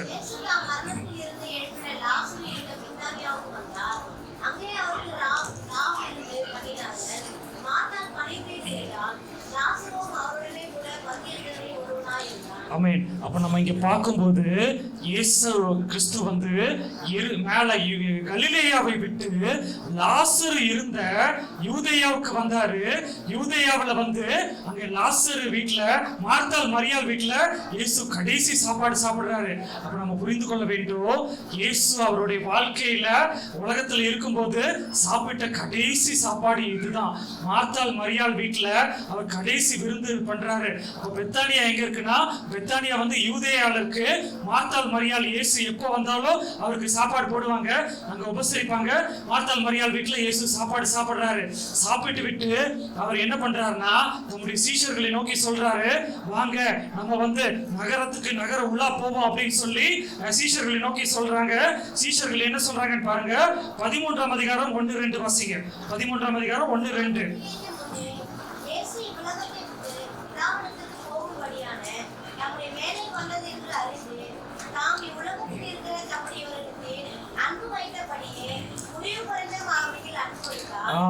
அப்போ ஆண்டவருக்கு வந்து எல்லாமே தெரிந்து விட்டது. பஸ்கா பண்டிகை நடக்கும் போது தாம் இந்த உலகத்தை விட்டு வேற நம்ம மரித்து உயிர் தெளிந்து பரலோகத்துக்கு போவோம் என்று சொல்லி ஆண்டவருக்கு தெரிந்து விட்டது. அதனால சீஷர்கள் கிட்ட சொல்றாரு. சீஷர்கள் எல்லாம் வித்தியாசமா பாக்குறாங்க. நல்லா கவனிங்க. 3 வருஷம் சீஷர்கள் ஏன் இயேசுவை பின்பற்றினாங்கன்னா, இயேசு பின்னாடி போனா சாப்பாடு போட்டுறாரு, இயேசு பின்னாடி போனா அநேக அற்புதங்கள் செஞ்சிடறாரு. அதனால நமக்கு நல்ல சாப்பாடு கிடைச்சிருது, நம்ம எல்லாருமே வாங்க வாங்கன்னு சொல்லி சேர்ல உட்கார வச்சிருக்காங்க. அந்த மைண்ட் செட்டோட தான் இயேசுவின் பின்னாடி சீடர்கள் போனாங்க. ஆனா இங்க என்ன ஆயிடுச்சுன்னா, இயேசு இப்ப வந்து சிலுவையை நோக்கி போறாரு. சிலுவையை நோக்கி போகும்போது சீடர்களால் அதை புரிந்து கொள்ள முடியவில்லை. சில பேருக்கு புரிந்தாலும் சீடர்கள் வந்து அதை தடுக்கிறாங்க. பேதுரு வந்து சொல்றாரு, ஐயா நமக்கு இப்படி நடக்காது, நீ சிலுவைக்கு போக கூடாது அப்படின்னு சொல்லி பேதுரு ஆலோசனை சொல்றாரு. அப்ப ஆண்டவர் சொல்றாரு, அப்பாலே போ சாத்தானே அப்படின்னு சொல்லி பேதுரு வந்து சத்தம் போடுறாரு. நல்லா கவனிங்க. இயேசுவுக்கு தெரிஞ்சிருந்தது, என்னுடைய வேலை உலகத்துல மாடி மேல மாடி கட்டி, உலகத்துல சீஷர் மேல கூட்டம் சேர்த்து உலகத்துல பெரிய தலைவனாவது என்னுடைய இலக்கு அல்ல. நான் சிலுவையை நோக்கி போக வேண்டும், நான் சிலுவையை நோக்கி போக வேண்டும், நான் அநேகருக்காக என்னுடைய ஜீவனை கொடுக்க வேண்டும், அதுதான் என்னுடைய இலக்கு என்று சொல்லி அதை நம்ம நல்லா புரிந்து கொள்ள வேண்டும் பிரியமானவர்களே. அதனால இயேசு என்ன பண்றாருன்னா, ஒரு கழுதைய குட்டியை வரவழைக்கிறாரு. கழுதை குட்டியை வரவழைச்சு கழுதை மேல பவனி போறாரு. இங்க வரும்போது நான் கவனிச்சேன், நான் அந்த பக்கம் இன்னொரு இடத்துல போகும்போது கவனிச்சேன், ஸ்டாலின் வர்றாருன்னு சொல்லி அநேக கூட்ட மக்கள், திரள் கூட்ட மக்கள் வர்றாங்க. ஸ்டாலினும் நல்ல ஒரு வண்டியில வர்றாரு. நல்ல ஒரு வண்டியில வரும்போது பின்னாடி கத்திட்டு வர்றாங்க, ஸ்டாலின் வாழ்க ஸ்டாலின் வாழ்கன்னு கத்துறாங்க. இந்த பக்கம் எடப்பாடி சிஎம் வர்றாரு, எடப்பாடி வாழ்க அப்படின்னு கத்துறாங்க, ஓபிஎஸ் வாழ்க அப்படின்னு கத்துறாங்க. எனக்கு இதை பார்த்த உடனே எனக்கு என்ன ஞாபகம் வந்ததுன்னா, தேவனாகிய கர்த்தர் போன ஊர்வலம் ஞாபகம் வந்தது. அப்ப பாருங்க, இங்க மக்கள் என்ன பண்றாங்க, ரத ஊர்வலம் போறாங்க. ரத ஊர்வலத்துல போய் முன்னாடி கொட்டடிக்கிறாங்க. ஸ்டாலின் வர்றாரு, முன்னாடி பேண்ட் செட்டு கீத வாத்தியம் போட்டுட்டு போறாங்க, பேண்ட் அடிச்சுட்டு பின்னாடி போறாங்க. போய் திரள் கூட்ட மக்கள் போய் வாழ்க வாழ்கன்னு கத்திட்டு போறாங்க, ரோடெல்லாம் பிளாக் பண்றாங்க. ஆனா நமது தலைவர் எப்படி போனாருன்னா, அவர் வந்து கழுதையின் மேல போனாரு, கழுத குட்டியின் மேல போனாரு. அதுக்கும் நமக்கு உலகத்துக்கும் சிலுவைக்கும் வித்தியாசம் இருக்கு பிரியமானவர்களே. உலக மக்கள் வந்து ரதத்துல போவாங்க, நம்ம தேவனாய் கர்த்தர் எதுல போனாரு, கழுத குட்டியின் மேல போனாரு. அதுக்கும் இதுக்கு வித்தியாசம் இருக்கு. அந்த காலத்துல குதிரைகள் இருந்தது. ரோம போர் சேவகர்கள்லாம் குதிரையில போவாங்க. குதிரையில போய் தேவனுடைய நாமத்தை குதிரையில போய் அப்படியே வாழ்க வாழ்கன்னு கத்திட்டு போவாங்க. ஆனா நம்ம இயேசு என்ன பண்ணாருன்னா, கழுதைய சூஸ் பண்ணாரு.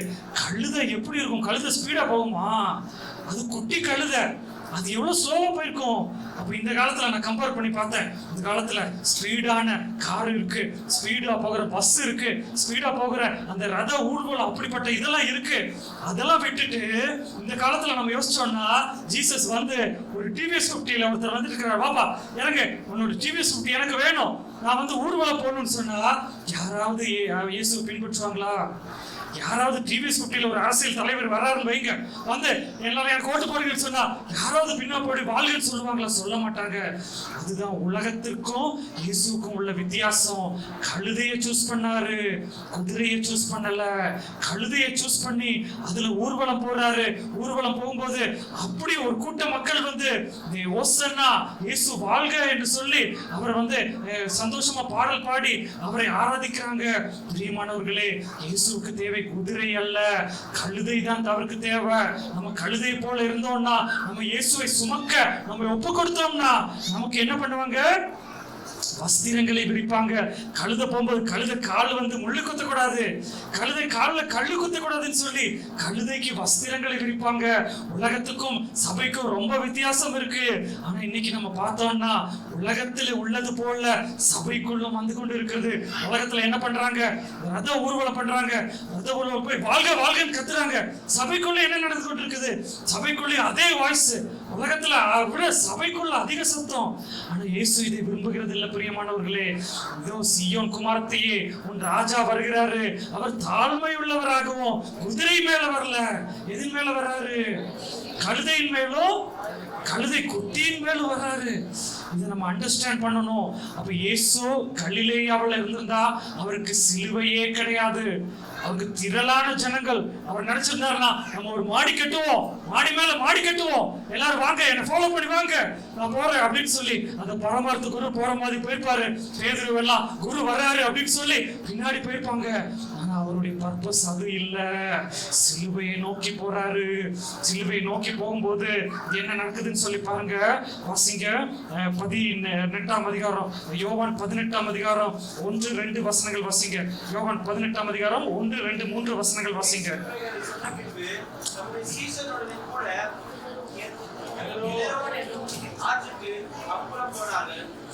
அங்கே ஒரு தோட்டம் இருந்தது. அதிலே அவருடைய சீஷர்கள் பிரவேசித்தார்கள்.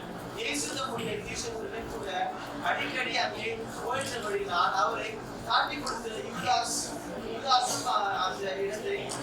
போதும் பிரதர். அப்ப பாருங்க, இயேசு என்ன பண்றாருன்னா சிலுவையை நோக்கி போறாரு. சிலுவையை நோக்கி போகும்போது தமது 3 சீடர்களை கூட்டிட்டு போறாரு. 3 சீடர்களை கூட்டிட்டு போகும்போது அவருடைய ஜெபம் பண்றாரு. கடைசி ஜெபம் பண்றாரு. ஜெபம் பண்ணும்போது அவருடைய வேர்வை வந்து ரத்தத்தின் துளிகளாய் வெளியே வந்துச்சாமா. வேர்வை எப்படி வந்துச்சு? வேர்வை வந்து ரத்தமா வெளியே வருது. அது எதை குறிக்குதுன்னா, ஒரு மனுஷன் சாகிறதுக்கு முன்னாடி அவன் உடம்புல எல்லா ரத்தமும் வெளியே போய் எல்லா தண்ணியும் வெளியே போயிருமாமா. எல்லா தண்ணியும் வெளியே போகும்போது அந்த மனுஷனுடைய உடம்புல இருந்து வேர்வை வரும்போது ரத்தமா வெளியே வருமாமா. நல்லா கவனிக்க பிரியமானவர்களே. இயேசு சிலுவையில தொங்குகிற 3 மணி நேரம் மாத்திரம் அவர் வந்து அவர் தனக்காக தொங்கிக் கொண்டிருக்கவில்லை. ரத்தத்தின் துளிகள். அவர் ஜெபம் பண்ணும்போது அவ்வளவு ஆத்தும பாரத்தோடு வியாகுலத்தோடு ஜெபம் பண்றாரு. உன்னையும் என்னையும் நினைத்து ஜெபம் பண்றாரு.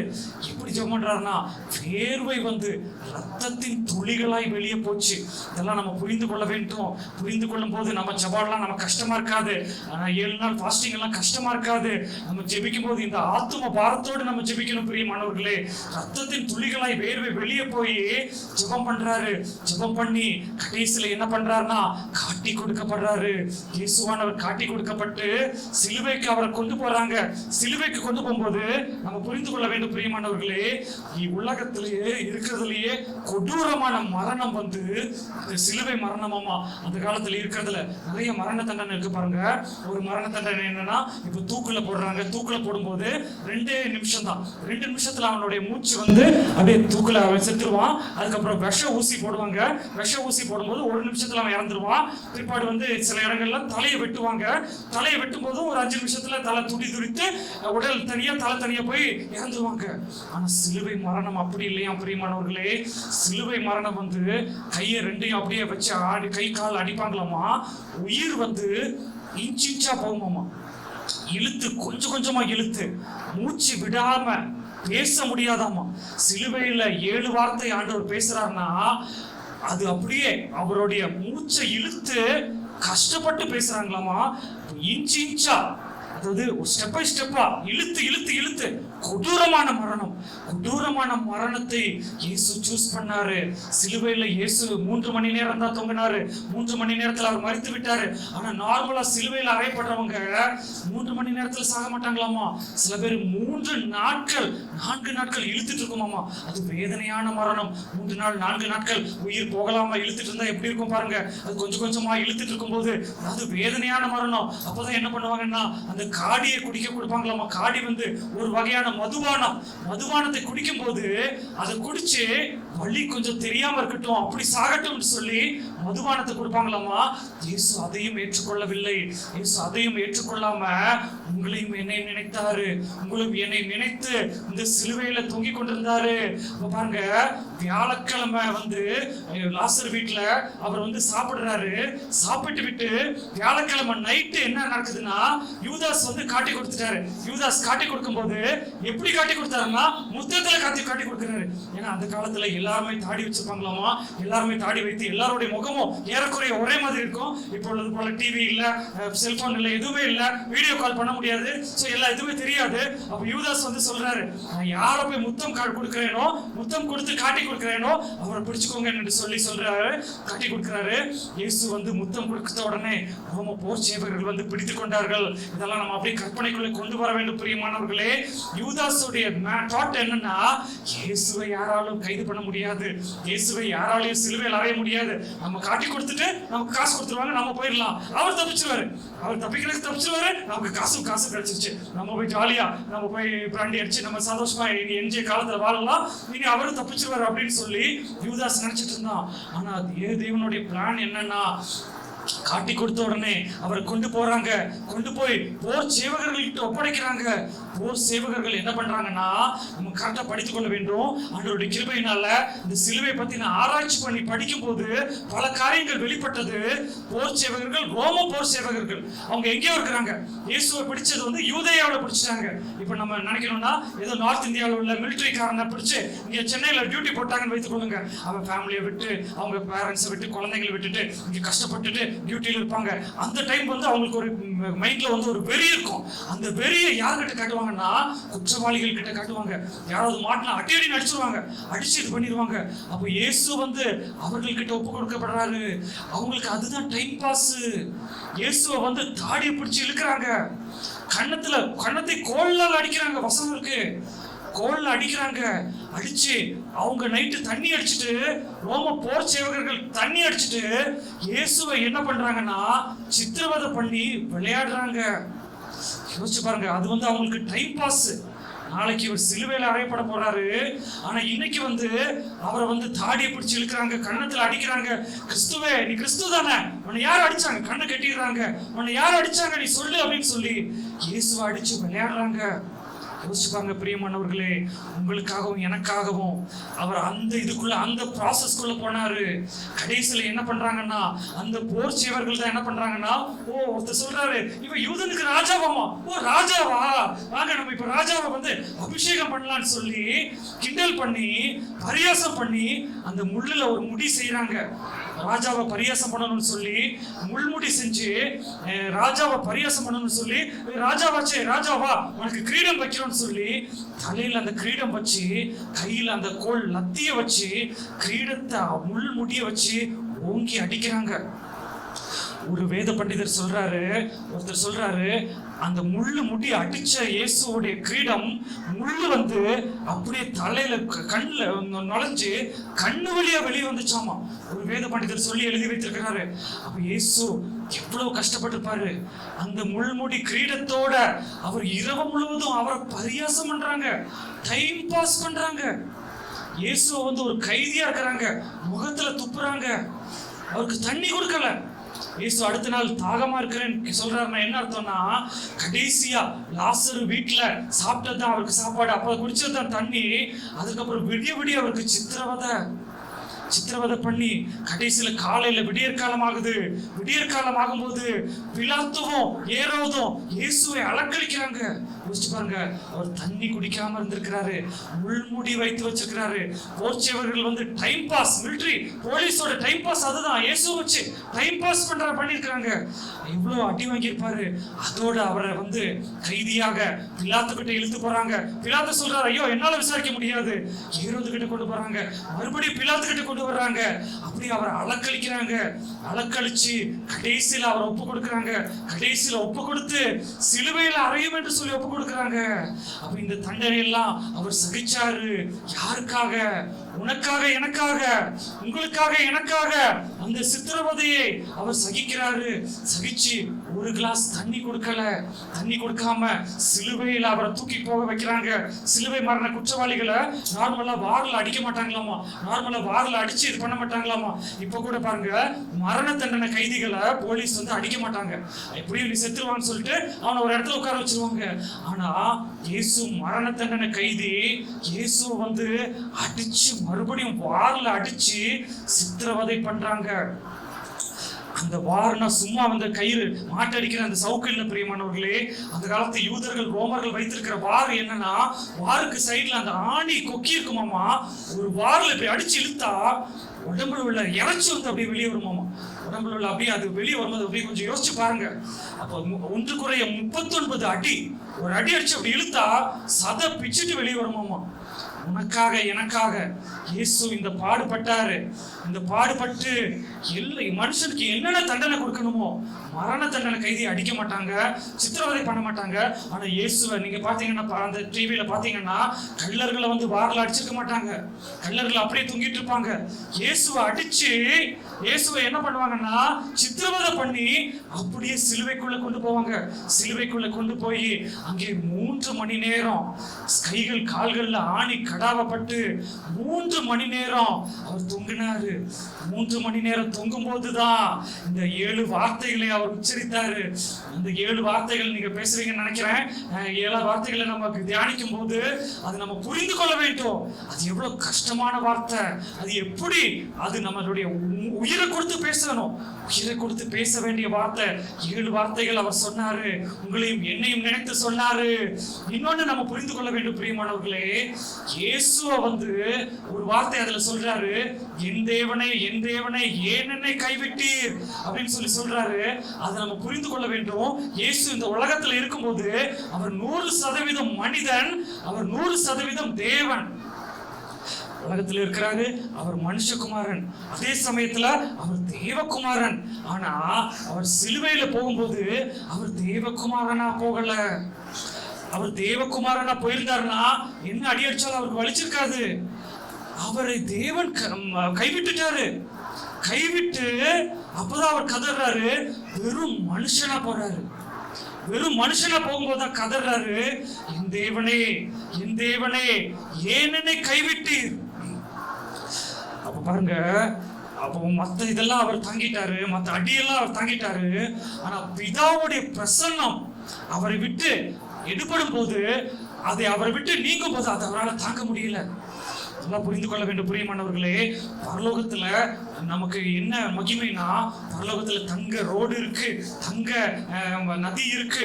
பரலோகத்துல அதே போல குளித்து மகிழலாம், அதெல்லாம் சந்தோஷம். இருந்தாலும் தேவனுடைய பிரசன்னம் தான் நமக்கு ரொம்ப சந்தோஷம். அதுதான் நமக்கு பெரிய சந்தோஷத்தை கொடுக்கும். நரகத்துல பள்ளி, பாம்பு, தீ, அதே போன்ற காரியங்கள் இருந்தாலும் நரகத்துல தேவனுடைய பிரசன்னம் சுத்தமா இருக்காது. பரலோகத்துல முழு தேவனுடைய பிரசன்னம், நரகத்துல தேவனுடைய பிரசன்னம் சுத்தமா இருக்காது. இப்ப நம்ம வீட்டுல மீன் தொட்டி இருக்கு பாருங்க, மீன் தொட்டி வந்து மீன் தொட்டியில இருந்து எடுத்து மீனை வெளியே போட்டுட்டு மீனுக்கு சாப்பாடு, மீனுக்கு எல்லாம் தண்ணி எல்லாம் கொடுத்தாலும், மீனுக்கு என்னென்ன கொடுத்தாலும் மீன் அது துடிச்சுட்டு தான் இருக்கும்.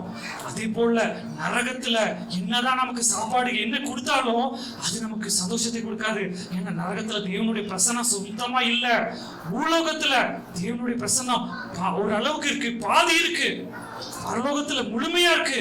அப்ப இந்த இடத்துல இயேசு கதறாருன்னா, என் தேவனே, என் தேவனே, ஏன் என்னை கைவிட்டீர்னு கதறாருன்னா, தேவனுடைய பிரசன்னம் அவருக்கு மறைக்கப்பட்டது. தேவனுடைய பிரசன்னம் மறைக்கப்பட்டு பிதா அவருடைய முகத்தை மறைத்து கொண்டாரு. அது இயேசுவால தாங்கவே முடியல. தாங்க முடியாம அவர் கதறாரு, என் தேவனே, என் தேவனே, ஏன் என்னை கைவிட்டீர். இதுல இன்னொரு அர்த்தம் இருக்கு. அவர் தேவகுமாரனா போகல. தேவகுமாரனா போனா தேவனுக்கு வலிக்காது அடிக்கும் போது. அவர் மனுஷகுமாரனா, மனுஷனா போனாரு. இப்ப நம்ம சம்டைம்ஸ் நினைக்கிறோம், கடவுளுக்கு எங்க தெரிய போகுது என்னுடைய பாடு. நான் இங்க ஆட்டோ ஓட்டும் போது, இங்க இந்த டிராபிக்ல மாட்டும் போது, இந்த இடத்துல இருக்கும் போது, இந்த இடத்துல சமையல் பண்ணும் போது, இந்த இடத்துல நான் அடுப்புல நான் வெங்க ஆகும் போது, கடவுளுக்கு எங்க தெரிய போகுது என்னுடைய பாடுன்னு சொல்லி நம்ம சில நேரம் நினைக்கலாம். ஆனா அதற்காக தான் என்ன பண்ணாருன்னா, கடவுள் கடவுளுடைய தேவகுமாரனை கீழே விட்டு மனுஷகுமாரனாக, மனுஷனுக்கு என்ன வழி இருக்குமோ, மனுஷனுக்கு என்ன இது இருக்குமோ, மனுஷகுமாரனாக சிலுவையில அந்த அரை நிர்வாணமா தொங்கி கொண்டிருந்தாரு. இன்னொரு வேத பண்டிதர் சொல்றாரு, சிலுவையில தொங்குறவங்கள அரை நிர்வாணமா கூட இல்லையாமா, ஃபுல்லா நிர்வாணமாவே தொங்க விடுவாங்களாமா. உனக்காக எனக்காக அடி. அது பெரிய அவமானம். அது மாத்திரமல்ல, பக்கத்துல யார் இருக்கிறாங்க? கள்ளர்கள். அப்ப அந்த வழியா போறவங்க தூஷிச்சுட்டு போவாங்களாமா, சிலுவையில போறவங்கள தூஷிப்பாங்களாமா. இன்னும் ஒரு சில பசங்க, குறும்புக்கார பசங்க நல்லா நீ பாவம் செஞ்சுட்ட, உனக்கு வேணும் தண்டனைன்னு சொல்லி கள்ள தூக்கி எரிஞ்சிட்டு போவாங்களாமா. குச்சி எடுத்து அடிப்பாங்களாமா. சில பேர் மறுபடியும் குச்சி எடுத்து அடிச்சுட்டு போவாங்களாமா. உனக்காக எனக்காக இயேசு சிலுவையில் இந்த பாடுகளுக்கு விஷயம் நம்ம ஒப்பு கொடுத்தார். நம்ம கண்களை மூடி நம்ம ஒப்பு கொடுக்க போகிறோம். கேட்ட சத்தியத்துக்கு நேராக நம்ம ஒப்பு கொடுப்போம். அப்ப பாருங்க, இயேசு தேவகுமாரனாக இருந்தாரு. ஏதோ அவர் மரியாளுடைய குமாரன் மாத்திரமல்ல, அவர் வானத்தையும் பூமியும் படைத்தவர். ஏதோ 2000 வருஷம் முன்னாடி மாத்திரம் அவர் பிறந்தவர் அல்ல. அவர் ஆதியிலே, உலக தோற்றம் முதல், உலக தோற்றத்திலேயே அடிக்கப்பட்ட ஆட்டுக்குட்டி. ஆதாம் ஏவாள் பாவம் செய்யறாங்க. ஆதாம் ஏவாள் பாவம் செய்யும் போது அந்த பாவத்தை சரி பண்ணணும்னு சொல்லி அந்த ஆட்டுக்குட்டியாக தாமே ஒப்பு கொடுக்கிறாரு. என் பிள்ளைங்க பாவம் செஞ்சுட்டாங்க, பாவத்துக்கு பரிகாரம் அத்தியிலே போட்டாங்க. அத்தியிலே என் பிள்ளைகளுக்கு செட் ஆகல, அத்தியிலே கிழிஞ்சு போயிருது, பறந்து போயிருது. நான் என்னையே ஒப்பு கொடுக்கிறேன். என்னோட ரத்தத்தை சிந்துறேன். என்னோட தோலை எடுங்க, தோலுடைய உண்டாக்குங்க. அதே போல இப்ப நம்ம பாவம் செய்யறோம். பாவம் செய்து பாவத்தை நமக்கு ஃபீலிங் வருது. நமக்கு ஃபீலிங் வரும்போது அந்த ஃபீலிங்கை மறப்பதற்காக குடி, வெறி, விபச்சாரம், பாவங்கள் செய்கிறோம். அது அத்தி இலைக்கு சமம். அந்த அத்தி இலை நம்மளுடைய ஃபீலிங்க, நம்முடைய ஆத்மாவின் நிர்வாணத்தை மூடுவதற்கு அது போதுமானது அல்ல. பிரியமானவர்களே, பாவம் செய்துவிட்டு மனிதர்கள் புண்ணிய ஸ்தலங்களுக்கு போறாங்க, தங்களை தாங்களே வருத்தி கொள்றாங்க. முழங்கால் படியிட்டு மலைகள் மேல முழங்காலிலேயே நடக்கிறாங்க. புண்ணிய ஸ்தலங்களுக்கு நடந்து முட்டி போட்டே போறாங்க. புண்ணிய ஸ்தலங்களுக்கு பல கிலோமீட்டர் நடந்து, அது அவர்களுக்கு ஒரு பாவம் புண்ணியம் கிடைக்கும் என்று சொல்லி, அப்படி கிடைக்கிற புண்ணியம் அத்தி இலைக்கு சமம். அத்தி இலை அவர்களுடைய ஆத்ம நிர்வாணத்தை மூடுவதில்லை. அதற்கு தேவன் என்ன பண்ணார்னா, நானே இறங்கி வர்றேன், என்ன அடிங்க, என்னுடைய இதை எடுத்து என் பிள்ளைக்கு ட்ரெஸ் கொடுங்க, தோல் உடை உண்டாக்குங்க, என் பிள்ளைக்கு கொடுங்க. அதுதான் ரட்சிப்பின் தோல் உடை. இதை நம்ம அண்டர்ஸ்டாண்ட் பண்ணணும்.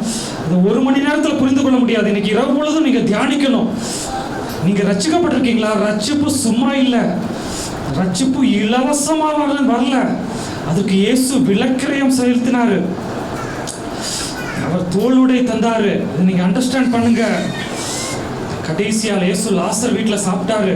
சாப்பிட்டு விட்டு இரவு முழுவதும் அவரை சித்திரவதை பண்ணாங்க. உனக்காக எனக்காக. அந்த ரோம போர் சேவகன் பரியாசம் பண்ணும்போது அதற்குள்ளே தம்மை ஒப்பு கொடுத்தாரு. கன்னத்தில் அடிச்சாங்க, முள்முடி முகத்துல துப்புனாங்க. கிறிஸ்துவே, உன்னை துப்பினது யார்? கண்டுபிடி, நீ கிறிஸ்துவாச்சே, நீ கண்டுபிடி. அப்படி பரியாசம் பண்ணாங்க. ஜீசஸ் நினைச்ச ஒரே நிமிஷத்துல அவங்கள அதம் பண்ணியிருக்க முடியும். ஆனா அவர் அது தெய்வகுமாரனை யூஸ் பண்ணல. அவர் மனுஷகுமாரனா இருந்தாரு. அவர் மனுஷகுமாரனா இருந்தாரு. அவரை சிலுவையில வாரினால் அடிச்சாங்க. வாரினால் அடிச்சு அவரை சிலுவையில தொங்க போட்டாங்க. பேதுரு கிட்ட சொல்றாரு, நான் நினைச்சா இப்போ ஒரு நிமிஷத்துல 12 லேகியோனுக்கு அதிகமான தூதர்கள், ஆயிரக்கணக்கான தூதர்களை இறக்க முடியும். இங்க உள்ளவங்களை அப்படியே பூமியே அழிச்சிருவாங்க, எல்லாத்தையும் ஒரு அதம் பண்ணிடுவாங்க. நான் நினைச்சா முடியும். ஆனா மனுஷகுமாரனாக மனுஷனா போனாரு. மனுஷனுக்கு தான் தாகம் எடுக்கும், தேவனுக்கு தாகம் எடுக்காது. தாகமா இருக்கிறேன்னு சொல்லி சொன்னாரு. மனுஷனுக்கு தாகம், ஆத்தும தாகம் பிளஸ் சரீர தாகம், மனுஷனுக்கு தான் தாகம் எடுக்கும். உன்னையும் என்னையும் நினைச்சு மனுஷனா தொங்கினாரு. கடைசியில தேவன் பிதாவானவர் அவருடைய முகத்தை மறைத்து கொண்டாரு. அதை தாங்கவே முடியாது. மீன் தண்ணியை விட்டு வெளியே வந்தா மீன் துடிக்கும். தண்ணியை விட்டு வெளியே வந்தா மீனுக்கு மூச்சு இல்லை, துடிச்சு இறந்து போயிடும். அந்த இதுதான் என் தேவனை ஏனென்னை கைவிட்டீர்களாம்.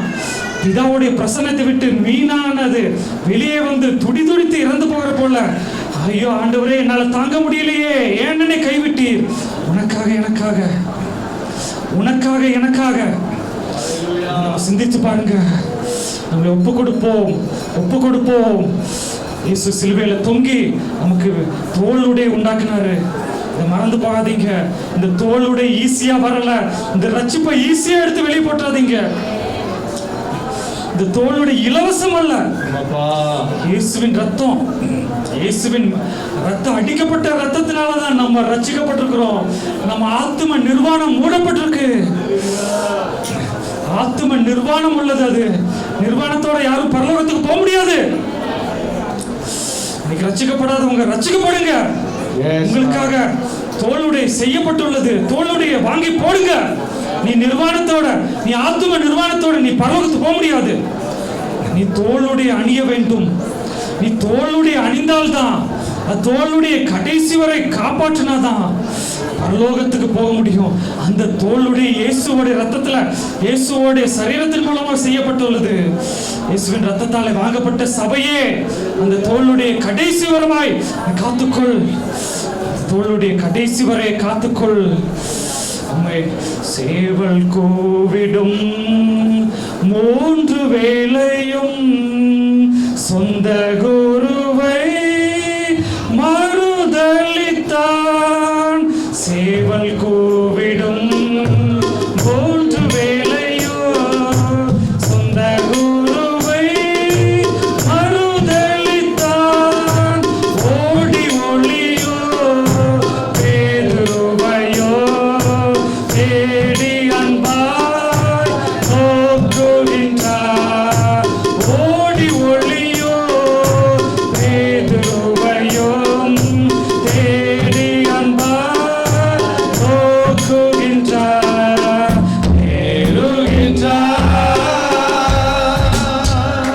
நல்லாடி தவழ்ந்து களைப்போடு என் இயேசு கிறிஸ்து சுமந்தே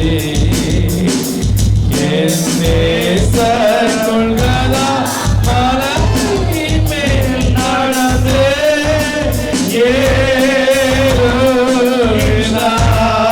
ஏறுகிறார். அன்னத்தில் அவன் ஓகிறாரே சின்ன பிள்ளை போல்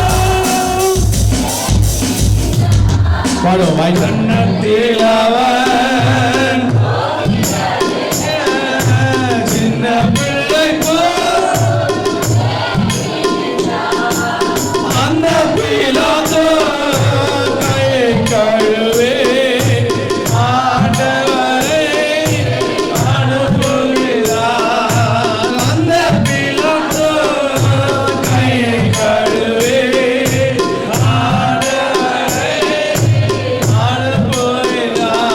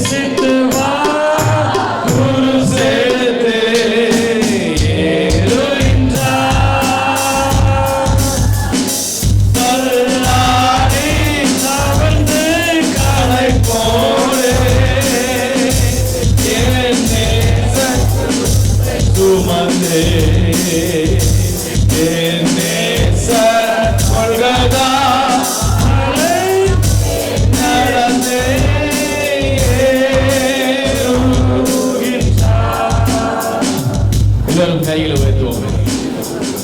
நான் வலது கருத்து கண்ணை மூடுவோம். எல்லாரும் வெளியே இருந்தாலும் சரி, நீங்கள் உள்ளே இருந்தாலும், நின்றுட்டு இருந்தாலும், உட்கார்ந்து இருந்தாலும், சேர்ல இருந்தாலும், கீழே உட்கார்ந்து கை உயர்த்தும். அப்பா, எனக்காக இந்த பாடுகளை ஏற்றுக்கொண்டேன். ஒரு ரத்தம் எனக்காய் சிந்தப்பட்டதே.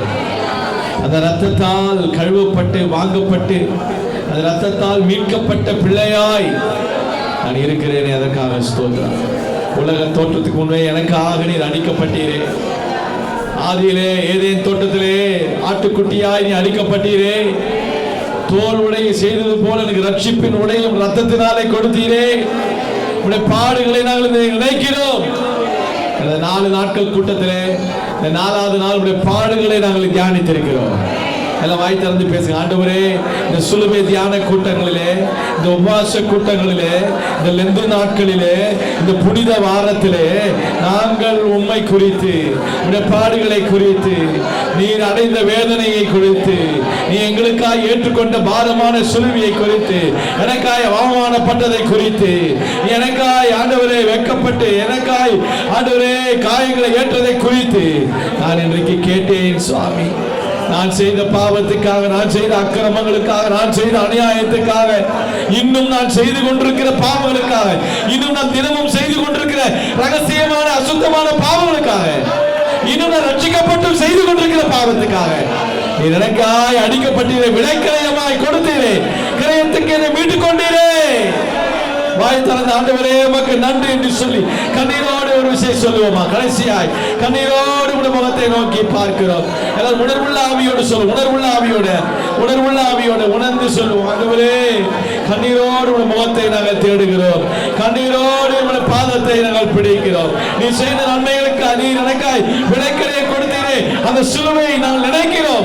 சிலுவை தியானத்திலே இந்த கூட்டத்திலே எங்களை ஒப்புக்கொடுக்கிறோம். ஆண்டவரே, ஹல்லேலூயா. தெய்வமே, இதுவரை உணர்வற்றவளா இருந்தோம், இருதய கடினம் உள்ளவளா இருந்தோம், ஏதோ வந்தோம், பாண்டோம், போனோம். இன்றைக்கு நாங்கள் சிலுவையை குறித்து நாங்கள் தியானித்தோம். இந்த சிலுவை காட்சி எங்கள் இதயத்திலே அது பதியட்டும். இந்த ராத்திரி நாங்கள் தூங்கும் பொழுது அந்த சிலுவையை நாங்கள் பார்க்க வேண்டும். ஆண்டவரே, நீ சிறிது ரத்தத்தை நாங்கள் பார்க்க வேண்டும். ஆண்டவரே, நீ சிலுவையை தொங்குற காட்சியை நாங்கள் காண வேண்டும். ஆண்டவரே, ஓ ரபலப ஷக்கலலலபா. ஹல்லேலூயா. இன்று ராத்திரி அநேகருக்கு கர்த்தர் இந்த காட்சியை தருவாராக. கர்த்தர் வந்து கேட்டுக்கொண்டிருக்க ஒவ்வொருவருக்கும் உங்களுக்கு எனக்கு அந்த சிலுவை காட்சி வருவதாக. இத்தனை வருஷம் நான் கிறிஸ்தவனா இருந்தோம். இயேசு சிலுவையில் அறையப்பட்ட அந்த காட்சியை நான் பார்க்க வேண்டும். இயேசுவின் தியாகத்தை நான் உணர வேண்டும். இயேசுவின் பாடுகளை நாம் பார்க்க வேண்டும். அவருக்கு நமக்காய்ப்பட்ட ரத்தத்தை சிந்தி ரத்தத்தை நாம் கழுவ வேண்டும். அந்த ரத்தத்தை பார்க்க வேண்டும். இன்றைக்கு ராத்திரி நமக்கு மறக்க முடியாத ராத்திரியா இருப்பதாக. கர்த்தர் நமக்கு அந்த வெளிப்பாடுகளை கொடுப்பாராக. சிலுவை காட்சி நம் கண்முன்னாய் தெரிவதாக. இப்பொழுதே அநேகர்கள் கர்த்தர் காட்டட்டும். ஊழியக்காரன் அடியேன் ஜெபிக்கிறேன். இந்த கடைசி நேரம் ஜெபத்திலே அநேகருக்கு இந்த சிலுவை காட்சி இப்பொழுது தென்படுவதாக. உணர்வுள்ள ஆவியோடு கவனத்தோடு யாரெல்லாம் கவனித்தார்களோ, உண்மையாகவே ஒரு பாரத்தோடு இந்த வசனத்தை கவனித்த ஒவ்வொருவருக்கும் நீர் இப்பொழுது சிலுவை காட்சியை காட்டி பிள்ளைகளை பலப்படுத்தும். ஆண்டவரே, இது மனம் திரும்பாதவர் மனம் திரும்பட்டும். ஆண்டவரே, இந்த ரட்சிக்கப்படாதவர் ரட்சிக்கப்படட்டும். ஆண்டவரே, இன்னும் ஆண்டவர் பாவத்தை விடாதவர் பாவத்தை விடட்டும். ஆண்டவரே, இன்னும் ரத்தத்தால் கழுவப்படாத கழுவப்படட்டும். ஆண்டவரே, இந்த ஞானசாரத்தை போல ஞானசாரத்தை பெறட்டும். கர்த்தாவே, இதை விட வேண்டிய காரியங்களை விடாதவர்கள் விடட்டும். கர்த்தாவே, நீர் இன்றைக்கு இந்த வார்த்தை மூலம் எங்களோடு பேசுறதுக்காக நன்றி. இயேசுவுக்கு நன்றி சொல்லுங்க. ஆண்டவரே, உமக்கு நன்றி சொல்லுங்க. நன்றி சொல்லுங்க. நன்றி ஆண்டவரே, நன்றி.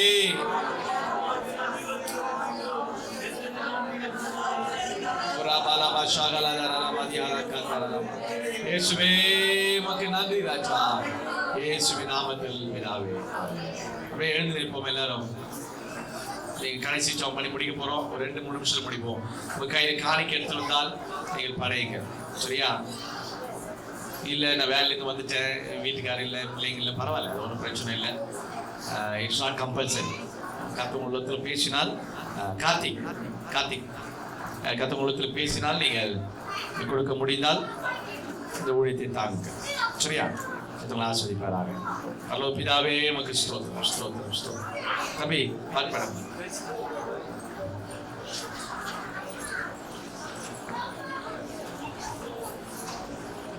எங்க போறீங்களா? ஹalleluya துதி உமக்கே ஹalleluya துதி உமக்கே ஹalleluya துதி உமக்கே ஹalleluya துதி உமக்கே மாலா கமலே தலையா புவி